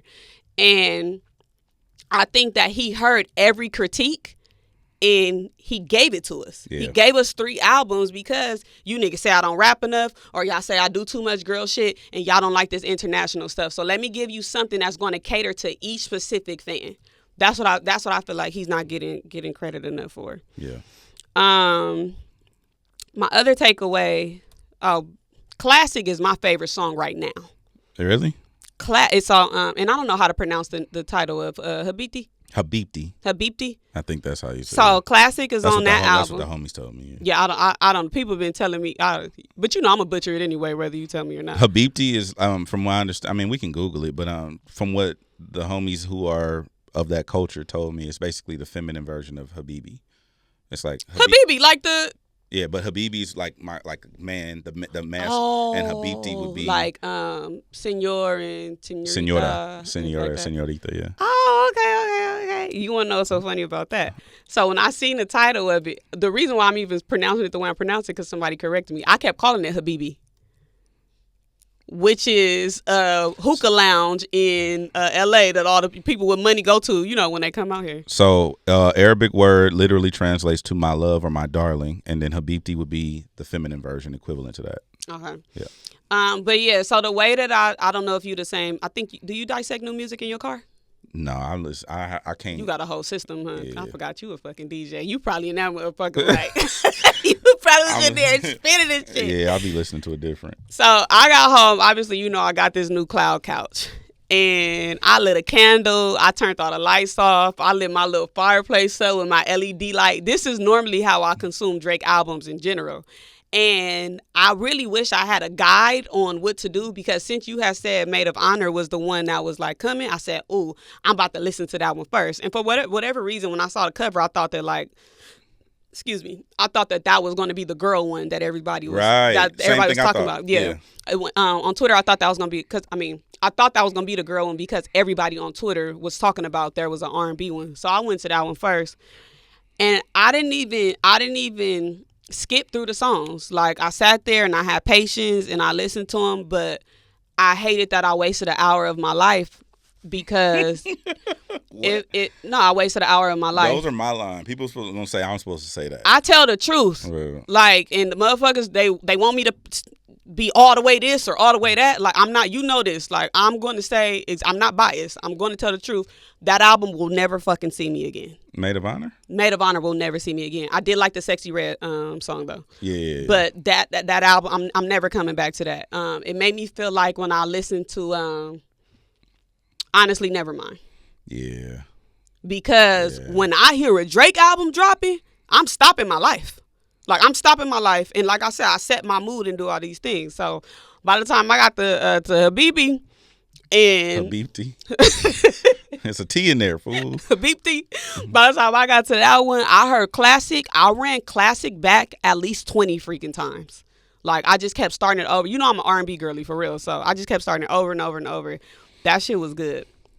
So in the midst of me laying down and consuming this new music, I forgot that I have a radio show. So I have to critique and take notes, and I can't be a fucking regular fan anymore. I mean, I'm proud to be here. Don't get me wrong, but we don't have the ability to consume music as fans anymore. We have to consume music as professionals or critique, like to critique it and things like that as critics. And you have to listen for what your listeners might want to talk about or hear. Yeah. So I made it my mission to not be on social media so that I don't. Because I don't want to have anybody else's theories or think of, things that are is not that. Because somebody, me and Avery was talking about it earlier. Somebody said that the albums spell out him. And then Avery made a good point that, well, it didn't even drop in that order for it to spell out him. Mm. You looking at it? Mm-hmm. I don't want to get on the radio and say, oh my God, this nigga's so crazy. Like, the album spell out him. Like, that's not even my thought. Like, but somebody else said it, but when they said it, it made so much sense. And when I said to Avery, he was like, yeah, but the albums didn't even drop in order. So I need to be off social media so I can have my own opinion. That's a smart way to do it. But then it's pros and cons to it because you miss so much. So, you had to show me today all the Trump shit. You know what I'm saying? Like, get to that. You have to show me that today. That's information that I needed to know, but I would have learned that on the timeline. And that honestly makes me feel different about my favorite rapper. Okay, we'll get to that. Yeah. Okay. Okay, so make them remember. It's a part where he ran the bar back and he said, hold on, because he knew he was talking so crazy. He knew he was talking so crazy. So I want to get into the lyric. You brought it up earlier, LeBron. Please stop asking about what's going on with 23andMe. I'm a real nigga and he's not. It's in my DNA. I could have fell back like the married rapper, but we engaged. I told y'all I'm settled in my evil ways. That scheme is crazy. 23andMe, DNA, and then you touch on two friends. Pause. You touched on two niggas that you fell out with. LeBron, I don't know if he fell out with J. Cole, but LeBron and J. Cole. We're assuming that. And then, we can assume it that, they don't fuck with each other or they're not cool no more. But I thought that shit was just so clever. And as I'm listening to certain records on there, most of the Make Them series, he sound like he on some battle rap shit. Like, that's some shit that a battle rapper would say. And that's what let me know how deep in his bag he is. And if we removed the Venom from the album, we wouldn't have got that bar. Yeah. We wouldn't have, even the other one, I forget what song it was, but he said, I was Aiden Ross with streams way before Aiden Ross was streaming. That's fucking hard. Like, that, he's doing some of his most craziest fucking rapping right now. Like, on Iceman. Another one that was hard to me is when he said, I'm down to put bills on their face. No wonder why they ducking Drake. Bills on their face, no wonder why they ducking Drake. So shout out to Tiandre, it's my homeboy. He told me, he said Google, what did he say? It's called a duck bill. He said Google the duck bill. Mm-hmm. And it's called Drake. That's crazy. Bro, that's fucking crazy. Another thing he said that I thought was hard. Okay, so this was another one that this totally went over my head. The AK one. Okay. The AK bar. If Drake took out the AK, maybe he'd be in jail. Just based off the name that it spells. Which would make you have to go back to the previous bar to read it again or hear it again to see. You see how many times I had to just play it back so I can catch it. What they say they just smelled. I heard they got special places in hell for niggas joking about evil when they did it themselves. Obviously, well, it's not obvious, but if you break it down and if it makes sense, if I remove the AK from Drake, it spells Dre. Now, we know that it was a conversation that, you rapping about this with, not like us, but you got Dr. Dre at the pop out with, whatever situation that I don't want to talk about. You know what I'm saying? But regardless of who the characters is in the story, that bar was fucking crazy. Yeah, and then the bar before that, he mentioned, the reason why I picked up the Dre thing is because the bar before that, he mentioned Lucian. Mm-hmm. And remember when Lucian and Dr. Dre they saw them at the awards together. Oh no, Yeah, so there was like this thing where they were at the Grammys and shit, and there was like you saw it was like Lucian and Dr. Dre, and I know niggas felt the way about that because it's like the head of UMG and Dr. Dre, like, and they celebrating Kendrick. It's like they're their artists too. You know Yeah, what I'm saying? yeah, Like yeah. they're both their art. They're y'all niggas are both you niggas are his artists. You talking about Drake and Kendrick Lucian. are both Lucian's artists? Yeah, they both under Universal. See, now that just made the bar even crazier. Yes, yeah. So one thing that I love about battle rap is they'll say something in I don't know, the second half of round 2 that make you have to go back to the top half of round 2. You know what I'm saying? Like it's a bar that's setting up. It's a whole scheme that's setting up for another bar or whatever. So I thought that was freaking clever. This is why I'm saying, like, he's doing some of his best rapping. You know, like this is, and again, I think that, yes, the battle probably did fuck him up for himself, but I feel like for the fans listening, like, internally it fucked you up, right? But for the fans listening, would we have got this top tier rapping if you didn't go through all of that? No. You get what I'm saying? It's like, no, that nigga made you rap. Yeah, Kendrick made that nigga rap. That nigga's in his full-on Usher confessions back. Full on. This might be the most real and most transparent version that we ever fucking got of him because he's letting us see him sweat. Facts. The nigga letting us see him sweat. Even naming the one song "Ran to Atlanta." That's just a callback to the lyrics from "Not Like Us." Song was trash, by the way. I didn't say it. You said it. I did not like the song, and I didn't think that it's like for Future and Drake to reunite. I expected more. Yeah. I expected way more on the reunion, and I'm actually mad. I hope that what I'm about to say is reality, because what I was finna say is I'm actually mad that that's what the leak was, because it's like, so that's what I was waiting on. You know, when you and Charlamagne said the Future's on the album, it's like, so I'm happy that shit didn't come out when y'all said it. I'm so happy it didn't come out when y'all said it. It's just like, if this what the fuck we was waiting on, then y'all could have kept that. That, to me, that was not a good job. For them to give us what they gave us on What a Time to Be Alive and all the other features that they done together, that seemed lazy. Even Life is Good was good. Yes, yeah. And Too Sexy. Too Sexy. Yeah. Too Sexy is crazy. Y'all gave us too much fly shit for that. Like, I feel like you only gave us that so you can, use the whole Run to Atlanta thing, whatever. I don't know. But I think, like, the title itself was so clever because it's a callback to Not Like Us. I would have liked that to be utilized somewhere else on a better song. Oh, by the way, Future just tweeted me and Iceman back in, what'd he say? Yeah. Back something he had tweeted. Okay, so more of my notes. Should I say all of this? Okay, I like Little Birdie. Little Birdie motherfucking bang. Little Birdie, I love it. My only critique, it sounds like a Kodak Black reference song. Damn. Listen to it.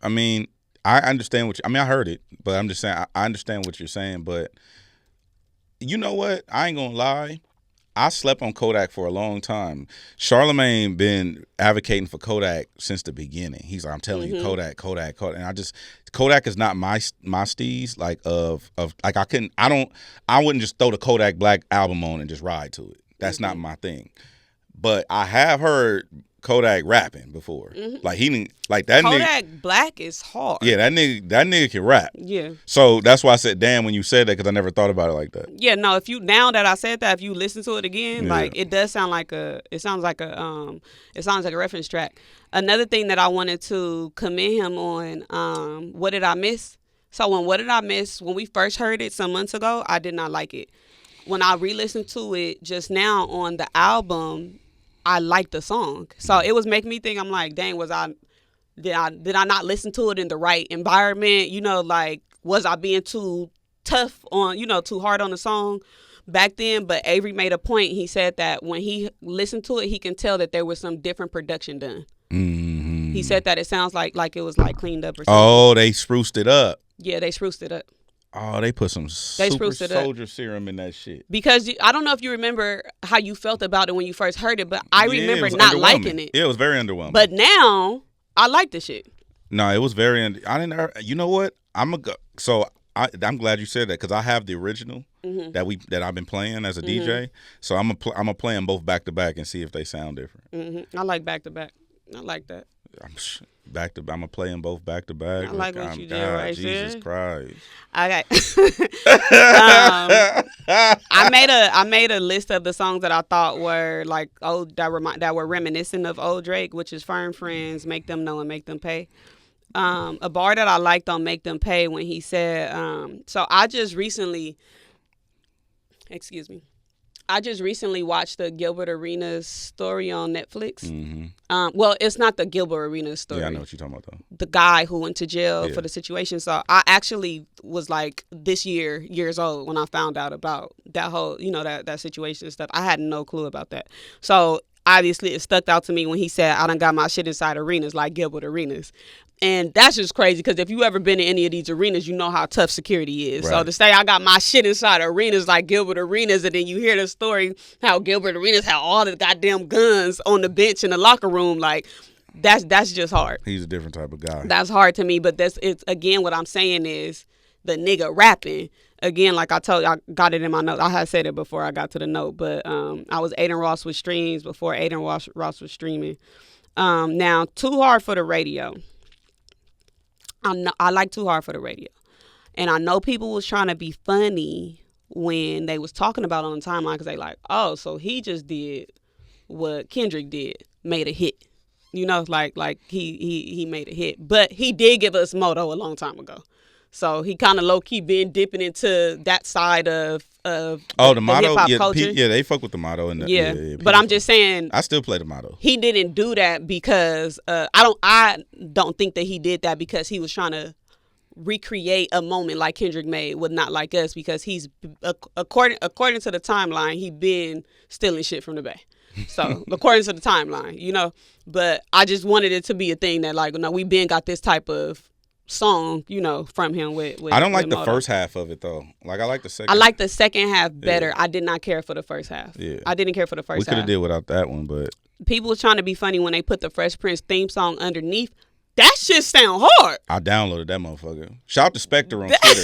Hey, Spectre on Twitter, you be doing your big one, bro. Hey, shout out to him. I liked it. And I kind of liked it better. Yeah. I kind of liked it better. I definitely downloaded that one. Yeah, I would play that. Yeah, no, I'm gonna run that one. What you call it? It was another one that I heard too. It wasn't Spectre who did it. I forgot. I don't remember. It was from this album. Yeah, it was Too Hard for the Radio, but they put another beat under it. Mm-hmm. But yeah, Spectre on Twitter, you be going crazy, bro. Yeah, I like that one. That was so good. And I love when people just have the creative mind to even go there. Because when I'm listening to the song, my mind didn't go to like, oh, I wonder what this sound like. Like if you switch it up or something like that. Like when people have that mindset and are able to do that it's almost like, it's God really talking through you or something. Because how did you come up with that? Where he said he was from? Who? Drake? Yeah. Toronto. No, Too Hard for the Radio. Oh, he said he got niggas from the yacht going crazy? I thought he said I put that on Cetus. He was saying a bunch of shit, but that's because the homie J Ant. So that has nothing to do with the homie JC. No. Cetus is some Bay Area shit. Okay. Because when I tweeted it, niggas was in my comments saying blame game. No. So Bay Area lingo is like I put that on Cetus. It's like mama Cetus, like mamas. Like I put that on my mama. Like when like on mamas. Yeah. Oh. So it's like when you hear Bay niggas like, oh my mama though, bro. Like it's like on Cetus. Like that's it's some real Bay shit. But can you agree that the tone he said it in was I put that on Cetus? Yeah, it sounds kind of like Exactly. It sounds like the nigga from Nemesis. The Crip? What'd he say? It did not sound like the nigga from Nemesis. It sounded like Game. That nigga said, what that nigga say? On the dead homies. On the dead homies. Oh, shit. But nah, overall, the other thing that I was looking forward to, and thank God for DJ Hed, because now I have those 2 leaks. I thought those were going to be on the album. Those 2 songs that you sent me, I thought I like those songs a lot. They were. So yeah, so literally when you sent it to me, like obviously I listened to it, but I was like, ooh, I'm about to really be able to have it in my, in my Apple Music or whatever, and I'm not able to have it in my Apple Music because, well, I could put it in there, but it's not on the official It's not album. on the official album, no. So what I did was, since he gave us 3 albums, one album I totally will never fuck with again in my life, I made a playlist of Habithi and Iceman combined, and then I just removed all the songs that I skipped when I was listening to it. Okay. How many tracks? Motherfucking 22. Album fire. 22 tracks? My playlist fire. The Views verified version of... The Views verified version Iceman. of Iceman. Okay. Yes, because I don't know. I overall, like, I'm just happy that, like, I feel like he's listening. Maybe some other shit that, you know, he could work on later on. But for the most part, what did we ask? We asked him to rap. He was rapping. He was rapping. Certain people were saying, I don't want to hear all that girl shit. So he made some girl shit for the girls, you know? And then obviously you got to do what you got to do for streams and all of that stuff with the international thing. So I understand that. But can you tell me this? Because I know you said you made some phone calls, and I just want to know if this is true. There's a theory that he dropped 3 albums to get out of his deal. So the call I made was just to find out about the Janus record, because that's a song that's being heavily added to radio stations across the country. And I just wanted to know what was going on with that. So I don't know about, I do know about the speculation about him trying to get out of his deal. I don't have any intel on that. I could call and ask, but I wasn't that invested. I don't really care. Like, all he gonna do is, if he do get out of his deal, he has a lot of money waiting on him on the other side of that.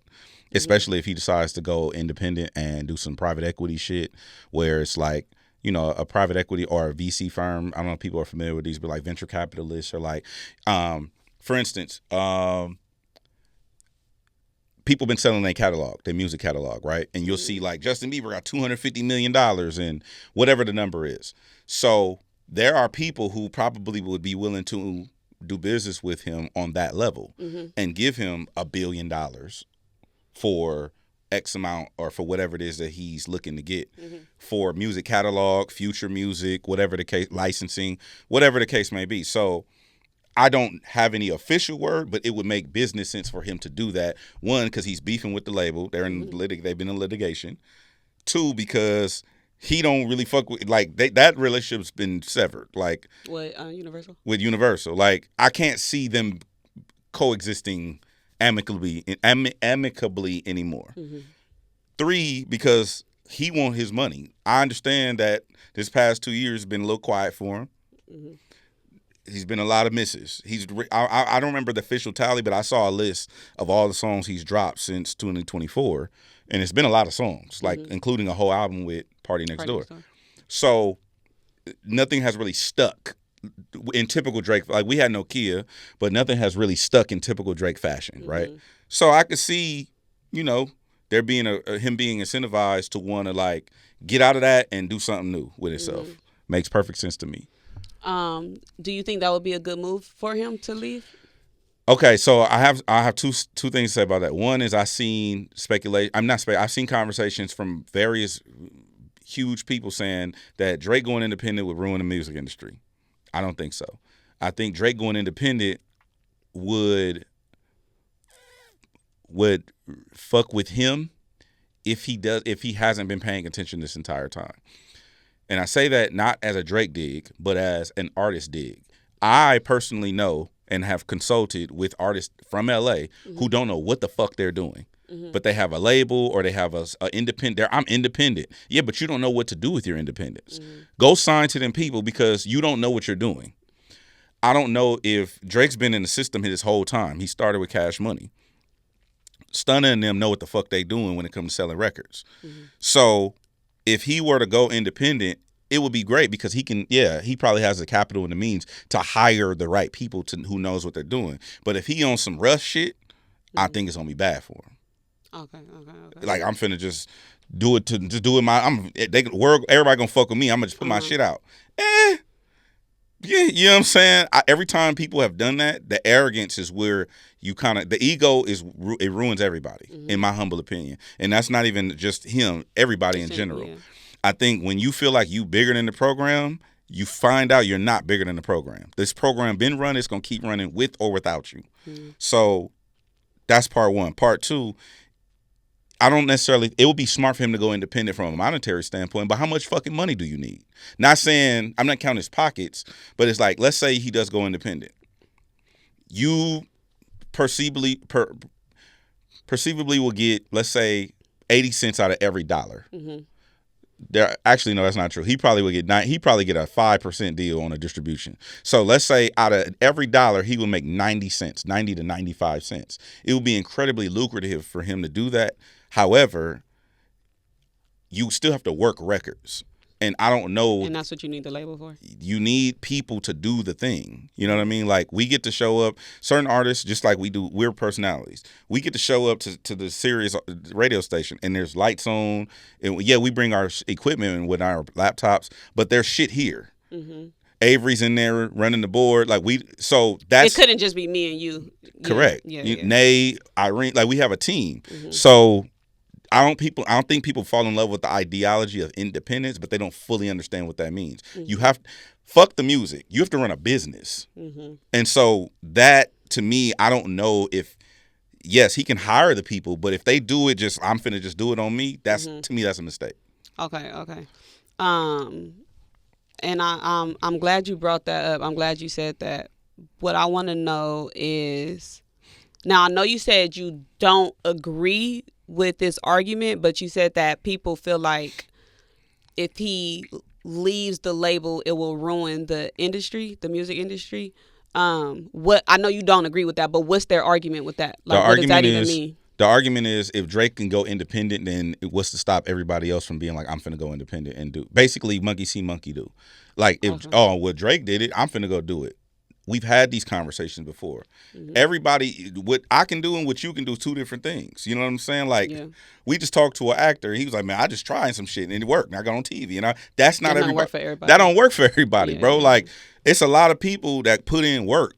You know what I mean? Like, me and Silas were talking about, our manager, me and Silas were talking about you specifically, right? Mm-hmm. You know how hard it is to find a fucking Gina Views? I don't know. Okay, let me tell you how my whole friend group is like me, but no, nigga. Let me tell you how hard it is.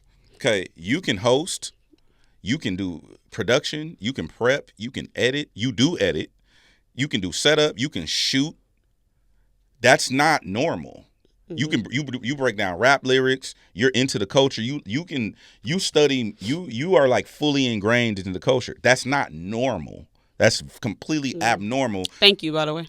For sure, for somebody to possess all of those skills. Drake possesses the same talent. He can sing, he can rap, he can act, he can do all these multifaceted things. That's a one in a lifetime generation. Drake is a one in a lifetime generational talent, right? The big three, Cole is a one in a generation. Like Dot, same thing, right? Jay-Z. There's a reason why these people exist in the upper hemisphere of what they do. So him leaving would then signal to other people, be like, I could do what he do. No, you can't, champ. You know what I'm saying? And the problem is, and just being honest, a lot of people haven't had self-actualization and realizing their strengths and their weaknesses, what they're good at, and ego kicks in like, I could do it too. Probably not, bro. Probably not. People have their thoughts on TDE. TDE and QC are two of the greatest labels to come out in the last, I don't know. I mean, I'm sorry, I'm leaving. We had one. QC, TDE, Generation Now. Three of the most successful labels in the last decade independently, and it's not even close. Independent not meaning they don't have backing. I'm talking about having artists, breaking multiple artists, #1 records, charts, top 40, Billboard, record, all the shit. You're not. How many Generation Nows do we get versus not? We know hella niggas with labels. That's my point. It's like, yeah, you in theory you can do anything and be anything you want, but most of the time it doesn't work out for you. So their argument is, if Drake were to leave and be like, I'm gonna just take my ball and do this, then it would signal to every other artist, I'm finna do what he doing, and it would ruin the structure that we have set up for us to get this music and this art. Okay, another question I have. Just school me, because obviously I don't know nothing about labels and stuff. Is there another Universal that he can go to? Yeah, there's 3 major labels. So UMG, Universal Music Group, is under that. They have a bunch of them. Universal Republic, Interscope. Def Jam. Exactly. So UMG is one. The other one will be Sony. and then the third one will be Warner. And then under Warner is like Atlantic Records and shit like that. So you have those three majors. And then you have, I consider Empire now a major label too, because they're international. They doing Afro beats. Like Empire is just as big as other labels. And they're not with Sony or Universal or... So now you have four, in my humble opinion. Okay. You have UMG, Sony, Warner, and Empire. Okay. Because I was always thinking the way that Universal is structured this entire time, I thought, like how you just named the other three, I thought everybody was under Universal. So he didn't have nowhere to go. Yeah, that's what I thought. Yeah. I literally, like, obviously, like when the lawsuit and stuff happened, in my mind, from the way, and obviously this is lack of knowledge, but I thought that Universal worked as the parents of every single label, not just Def Jam and Def Jam Island and Interscope and things like that. OVO Sound is partnered with one of those labels. It was Sony. Let me see who it is now. So, it was distributed through Warner up until 2022. So he did already do business with. Yeah. Okay. So the label operates as a subsidiary of Warner Music Group until 2022, after which it became an independent label. So OVO Sound is its own thing now. Okay, so another thing that I guess is his contradiction, what's the right word? Contradictory. Of us. Mm-hmm. It's contradictory of us because we have been ranting and raving on this radio about how we love when companies do the whole social media back and forth, like Wendy's and Fridays and, all of those things like that, Applebee's and stuff like that. I thought the Whitehouse promo was very tasteless. That shit was crazy. I thought that was very tasteless. Just seeing the album didn't even have a chain on it. Why did y'all throw a chain on the glove? Like, niggas don't even do that. Niggas don't even hold their chains like that. Like who holds their chain like that? Like, and then the chain says MAGA. That. Like, I don't know. I just thought that shit was I thought that was corny. Like, and it's like, we don't need y'all getting in nigga shit. Well, first of all, the White House is on nigga shit. But that's what I'm saying. Like, stay out of the nigga business. Like, what are you doing? Like, and it's like, I don't think this is tasteful in any way, shape, or form, no matter who's in office. But if there was a nigga in office, then I'll be like, oh, okay, like the White House is, they showing love. It's like, is this the first time in history that we seen some shit like this? This is ghetto as fuck. This is some ghetto shit. Yeah. This is very fucking ghetto. Trump walking. I mean, okay, first of all, what Gina's talking about is these official promos that went out. And basically Trump calling himself the Iceman. These are from official White House government accounts. Yeah. They're using Iceman as the soundscape for Donald Trump and his campaigns, and especially with the ICE raids, it's people being deported, locked up, mistreated, people's rights being violated with this shit. So that's what Gina's talking about. You watched how that video just teared me up. Yeah, it fucked you up. I didn't know you didn't. I didn't know you hadn't seen it. No, bro, that actually hurts my fucking feelings. That like why? Because obviously the conversation. Shout out to Rosecrans Big because he was the one who he had tweeted some shit and it came to my brought it to my attention. He said this is when we were getting the promo for Iceman. Mm-hmm. He said this is very tone deaf of Drake to name his album Iceman while everything is going on with Ice, but. It kind of felt like, I'm not being deported or anything, but to me it felt like just a slap in the face for everything that people are experiencing right now, and that a rapper can be used as a weapon against the country. Mm-hmm. Like, your album is called Iceman, and then the president is using this shit. Like, while we talking about what the fuck DJ Khaled is doing, that's the denouncing I'm looking for. What do you have Hispanic fans who are victims of ICE. I can't even give you a professional reaction to it because I'm really trying not to cry because I can't believe that a rapper would even participate in something like that when these are your fucking fans, bro. Like, I think okay. Because it's not just Hispanics that are being deported. No, it's not. You know, so it's like there are people affected all around the world with this. And I don't know. That's just that shit is fucked up to me. So the thing about I'll shoot him some bail on this. I think that the project was called that prior to the ICE raids and stuff happening. Can I pause you real quick? Yeah. Because I remember when we thought that he was changing the album. Yeah, we exactly. I didn't store it in my long-term memory to be able to talk about it once the album dropped. But I remember and I don't know what the potential thing was called or anything like that. But I remember there was conversations on the timeline based off of something that he had posted, and we assumed that the album title was going to be changed. Yeah. So it's like somebody said it to you. No, yeah. But that's where I said earlier, like, dang, he actually listening to us because we asked him to rap. We like the R&B shit. We didn't want the international stuff. Like, I feel like you listening to us. And remember I said there's one thing, though. That's one of the things for me. Yeah. Like, I go ahead. I didn't mean to cut you off. I apologize. It's cool. So, again, shooting some bill. I think that was a product. We thought he was going to change the name of the album at one point or another because of the cultural sensitivities that were happening across the country. Mm-hmm. To be fair, he does have fans that are from all across different nationalities. Mm-hmm. Now, to be fair, Drake has never taken a stance on anything.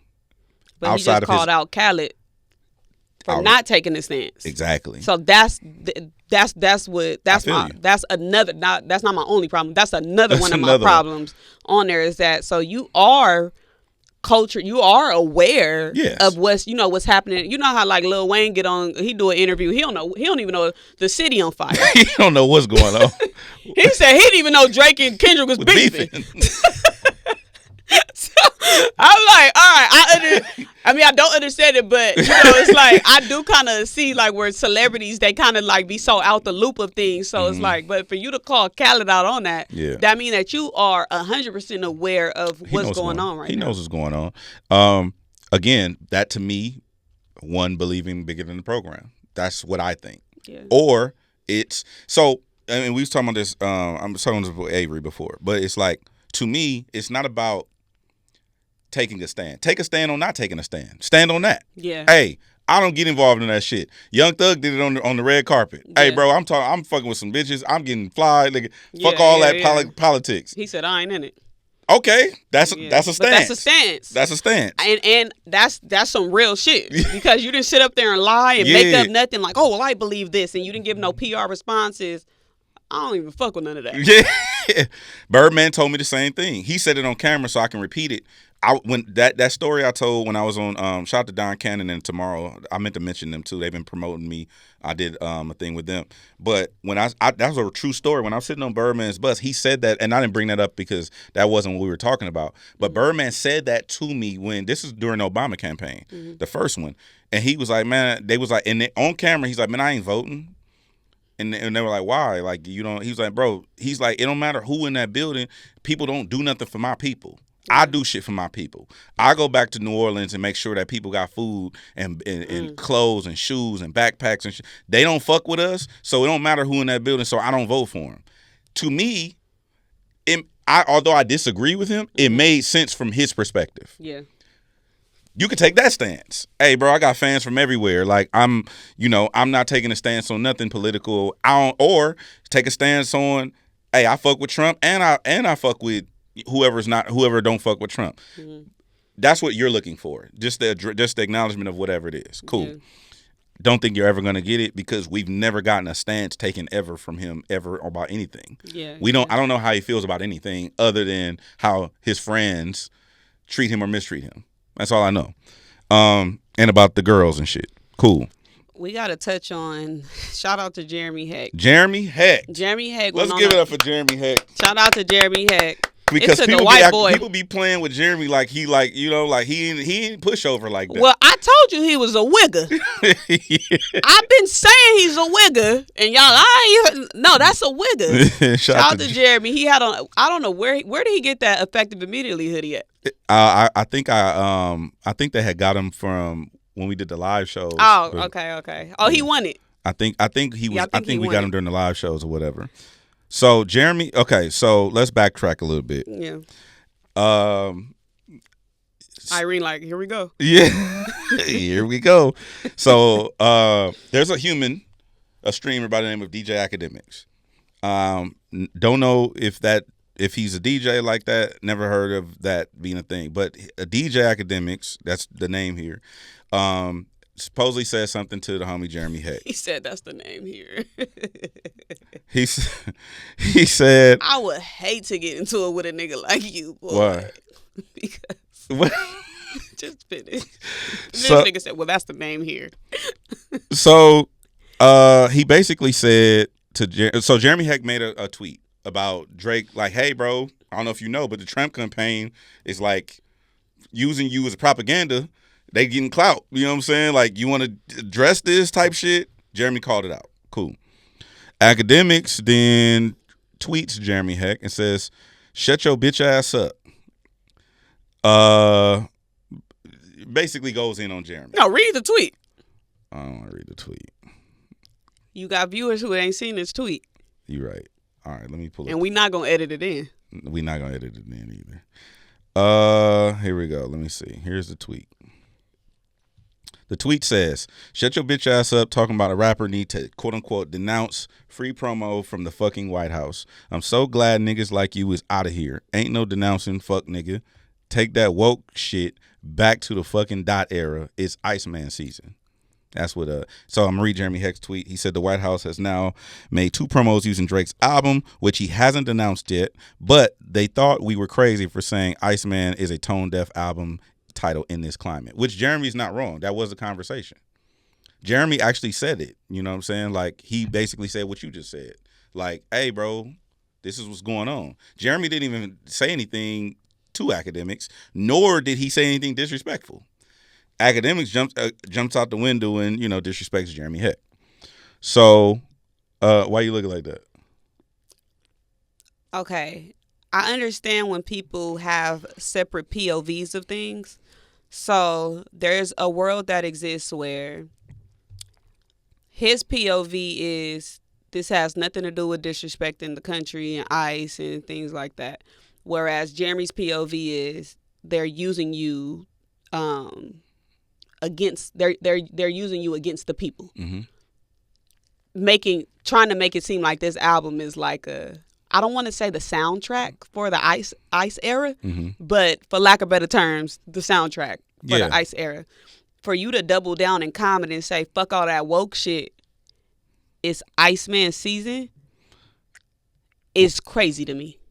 I think you're crazy because you expect intelligent takes from this person. I didn't say I expected an Right. intelligent take. I said it was crazy Yeah. that you would double down on saying this is Iceman era, where Jeremy's argument is this is you get what I'm saying? Like that. Yeah. This is okay, continue. So I'm learning all this shit in real time. Yeah. So this is all fucking me up right now.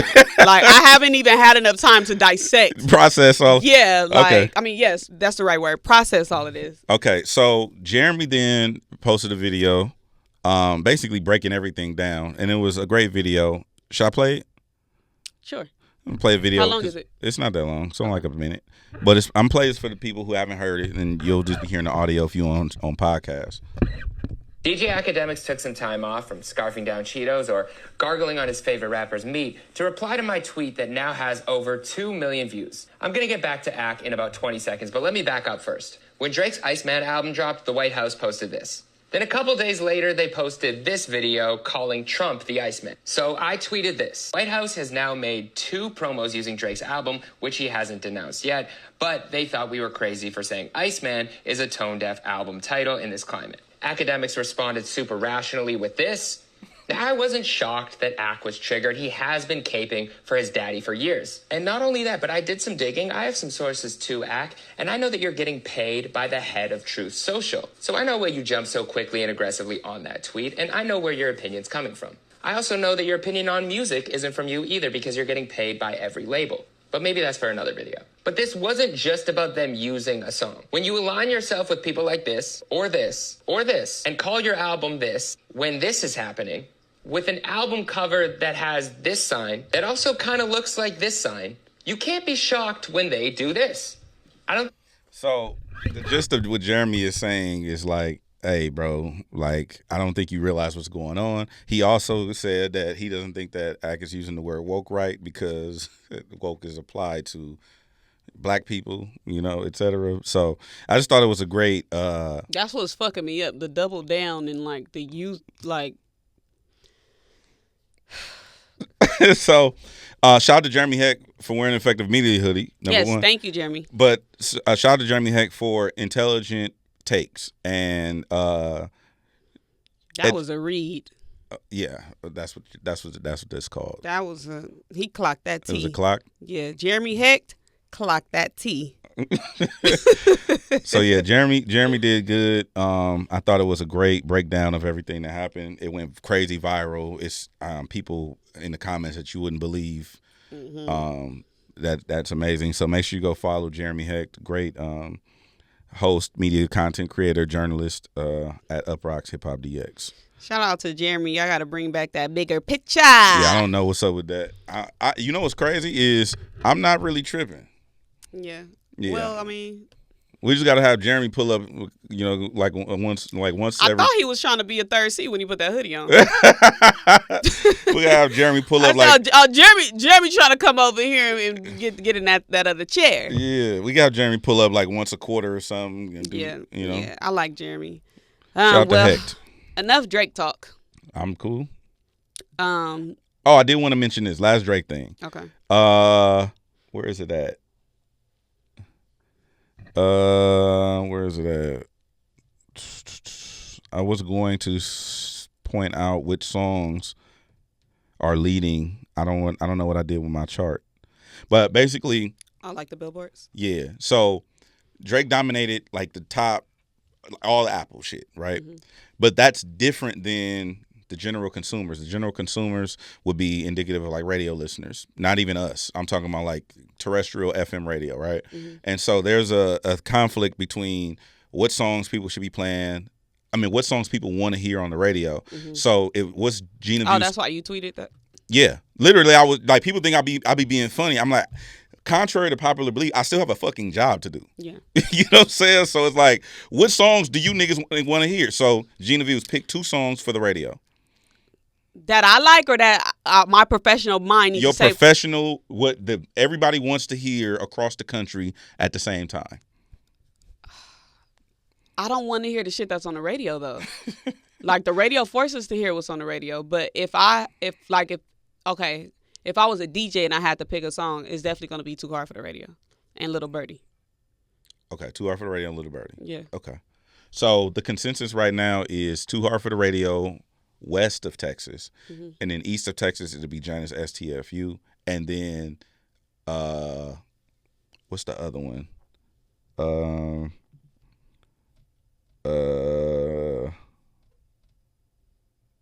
What's the other one? Damn. I think it's it's Lil Birdie. So it's Lil Birdie. Y'all might need to give me a job over there then. It's Lil I'm just saying. It's Lil Birdie, Janice STFU, and Too Hard for the Radio. Mm-hmm. So let us know which ones you want to hear on the fucking radio. And what is this based off of? Is this based off what a poll, or this is based off what people was already being played and people didn't leave the radio station? They kept listening to the radio when the song was on. Okay, so brief history lesson on how this works real quick is remember back in the day we loved Nelly, Ludacris, our millennial shit, right? Mm-hmm. You would hear the song and the song would be massive before we get the album. Mm-hmm. Now they put the album out and they see what people are fucking with, and then they proceed to push a record, quote unquote. They pull that from the album listens? Yes. Okay. So based on the streams and how the conversations around records and how they're performing. So right now, where's Republic Records? Here we go. Actually, I could show this if you want, so that way people could see it in 4K. This is what it looks like when a label is pushing a song. Okay. So for the cameras, for the people that's watching at home, when the label's pushing a record, this is what it looks like. This is the email that I get. Mm-hmm. Okay. It says Republic Records presents Drake, Too Hard for the Radio, and Janice FTFU, Impacting Now. Impacting means that they're aggressively and literally talking to radio stations. Hey, these are the 2 records we are supporting you to play right now. You can play other shit, but these are the ones we're focusing on. We call them focus records. Okay. So those are the 2. I want to make sure I understand this right, because I'm going to repeat this and act like I already knew this on my own, not like you just taught me something. So the label goes to see what's the most listened to songs or the songs that people are messing with from the album. And then they reach out to the radio stations and say, these are the 2 songs that people like, and these are the ones that we want you to highlight. Yeah. But you can still do what y'all want to do, but make sure these are priority. Correct. That's exactly how it works. Okay. Nowadays, that's how it works. Before, you would get the singles and they would just push the single down your throat until it's a hit record. Then they would drop the album. Okay. But now it's too much music, too much time going past.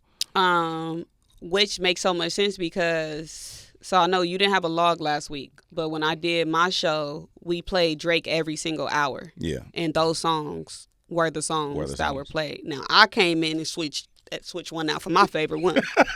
Well, I don't know if you could do that, but okay. I did it. It was a Views Verified classic. Oh, okay. I said, we playing Drake every hour on my show? Yeah. I need classic on there. Okay. I damn near wanted to go back to all the other albums. Like, I wanted to get some timestamp records up in there, too. Yeah. That's what I had wanted. Like, can I get some, I literally, every break, I'm like, welcome to the Drake show. This the Drake show. We draking and driving. Draking and driving is crazy. You remember that? Yeah, I do. We draking and driving. Okay, so before we get up out of here, I came across a video on my social media feed, Instagram to be exact, and when I just clicked the link, it actually does not exist anymore. So I have to explain it to you. Okay. So alleged, now I have to say alleged because the link is not here. A tenant caught his landlord having sex in the tenant's home because there was a camera in the room where the landlord was engaging in coitus. There we go. Talk about it, Gina Views. Yeah. So since we don't have any information now because the link is gone, I just want to know, what are your thoughts on, obviously you are the landlord or you own your home. But in a scenario where you were renting. Yeah. If you looked at your ring. And I saw my landlord fucking in my house. Yes. It's an issue. I mean, where is he fucking?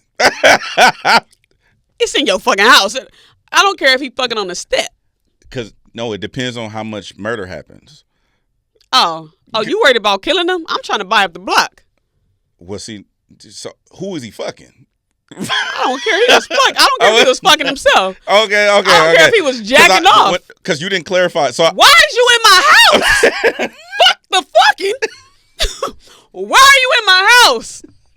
Well, look. You talk about what in there. Why are you in my? I don't even like maintenance in my shit when I'm not there. Okay. The reason I'm asking is because I need to know. Because it wasn't clear, like, is he fucking my girl? Or like, what's going Oh, yeah, we don't have no information. That's my point. No, like, the link expired. We don't have no information. Okay, all right. So he just in there fucking a girl. Oh, you open I'm suing everybody. That's all I'm saying. Okay, bet. Because when first you described it, I'm like, he fucking my girl in my house on my Ring camera? That's why you talking about the murder. That's why I'm like, nigga, it's a lot of murder that needs to happen. Like, I'm trying to figure out, am I going to do 15 years or 30 years? Yeah. You know what I'm saying? Because that's crash out. Wait, is that okay, so now let's fuck my girl. Don't fuck her in my house.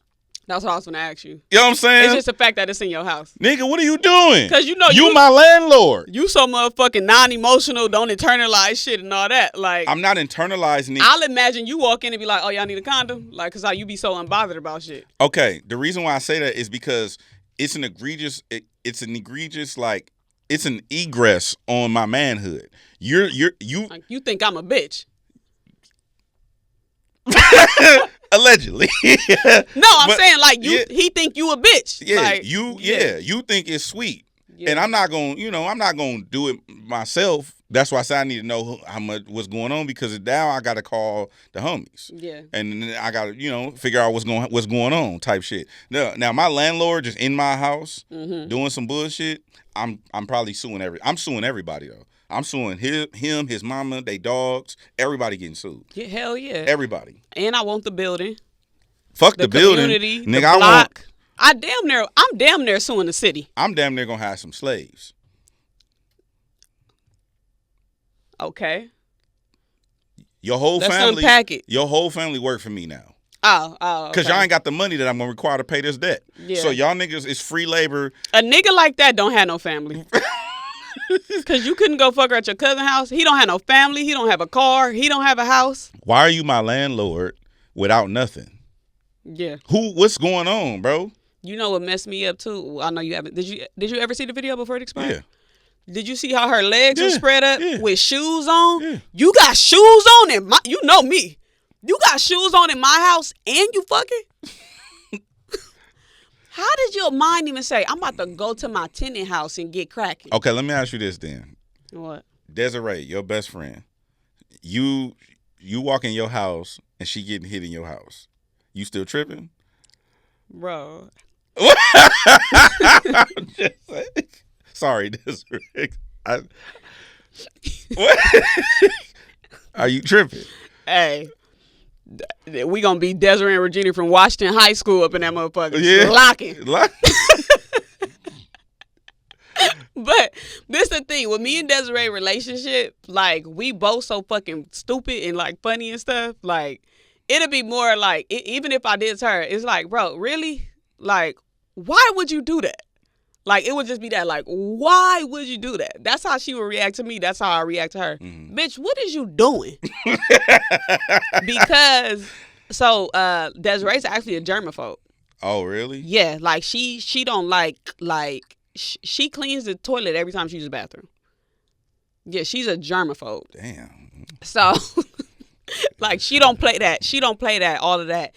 I sit down where you fuck at type shit. Like, she literally told me, like, you have that new couch. Mind you, Desiree live downtown. I live in the valley. Desiree literally told me, like, you got that new couch. Like, I plan on coming over there and watching movies. Don't do nothing.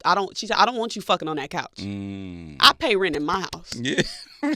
But that's how much of a germaphobe she is. Like, she told me, like, I don't want you fucking on that new couch. Yeah. That's our couch. Yeah, that's our couch. Now, what are you doing? You walk in your house and your best friend, I forgot your best friend name, but he's getting cracking. That's some Teddy shit though. But y'all guys. Yeah, I probably, if I walk, like,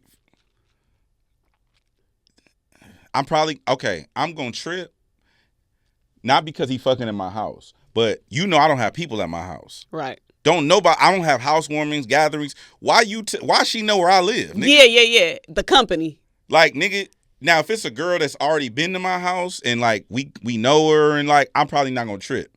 But don't be bringing no girl to I don't bring girls to my house. Yeah. You don't bring no girl. Nigga, my grandmama left this earth not knowing where I live.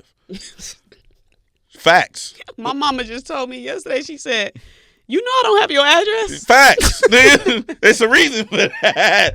Nigga, it's 2 gates you got to go through to get over here. Nigga, like, no.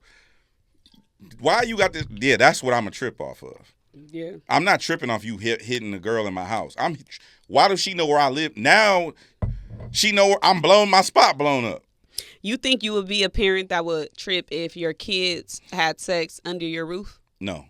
You wouldn't trip? No, I come from the school of Jackie, and I'm Jackie's son, and I never understood the method to her madness. I want to shout out to my mother because I didn't understand it at first, but she would always say yes, no matter what was going on. Anybody can come to my house. We could play together. Everybody could spend the night. Everybody was welcome at my house. Mm-hmm. And the method she told me, she's like, well, I'd rather you be here so I could, like, make sure y'all good. Yeah. So I'll meet a nigga today on the playground and be like, Mom, can he come? Yeah, he can come over. Mm-hmm. And I'll just have a house full of random people. Yeah. And we eating up all the Hot Pockets and shit. But Hot Pockets is not fucking. Facts. So, can't no kids fuck in my house. Define kid. Because I look at 19-year-olds as kids. I think under 25 is a kid. There you go. But on paper, in high school still. No.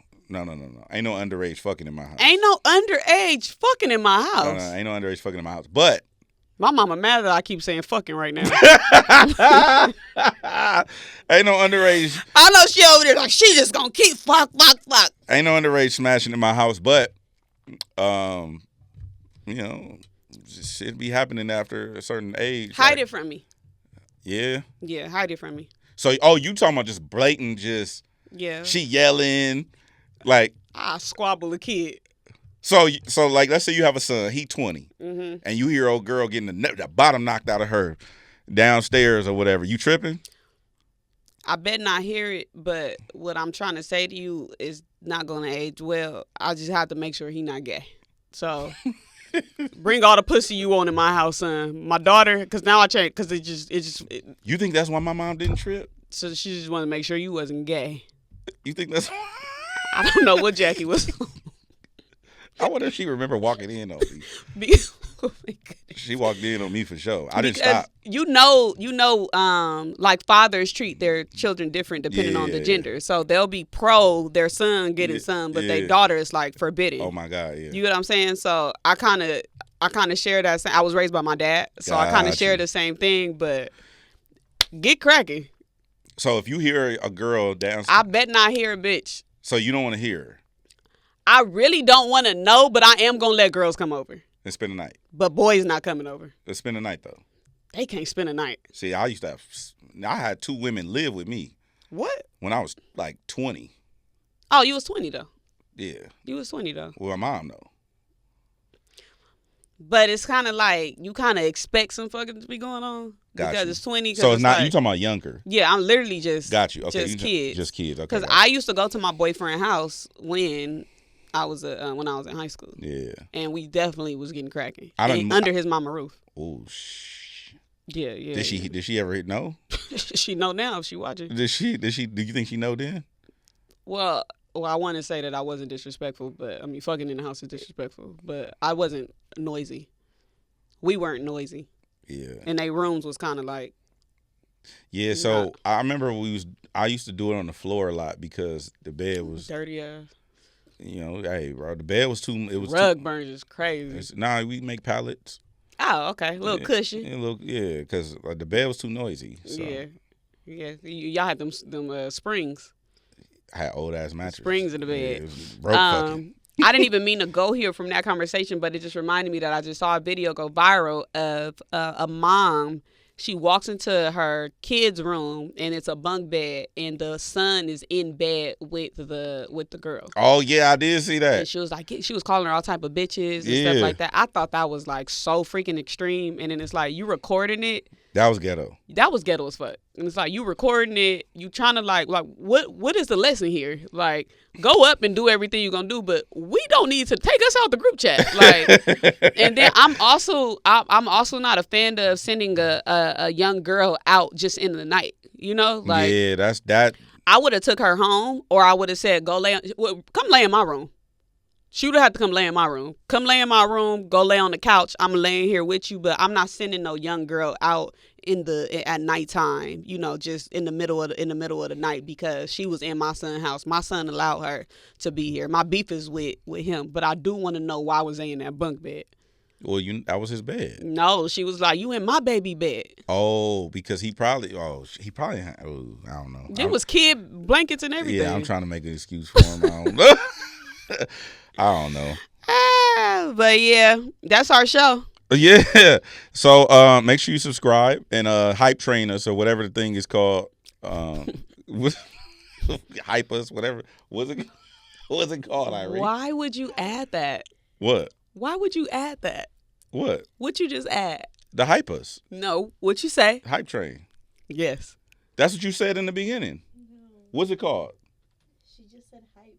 Hype. Isn't that? You're not old. I'm a little old, but You're not old, I'm a little old, but you know, make sure you do the hype thing. Hype train us and get us trending and follow us on the internet. You know what I'm saying? Hit that subscribe button. Thank you for watching. We'll see you next week. It's effective immediately.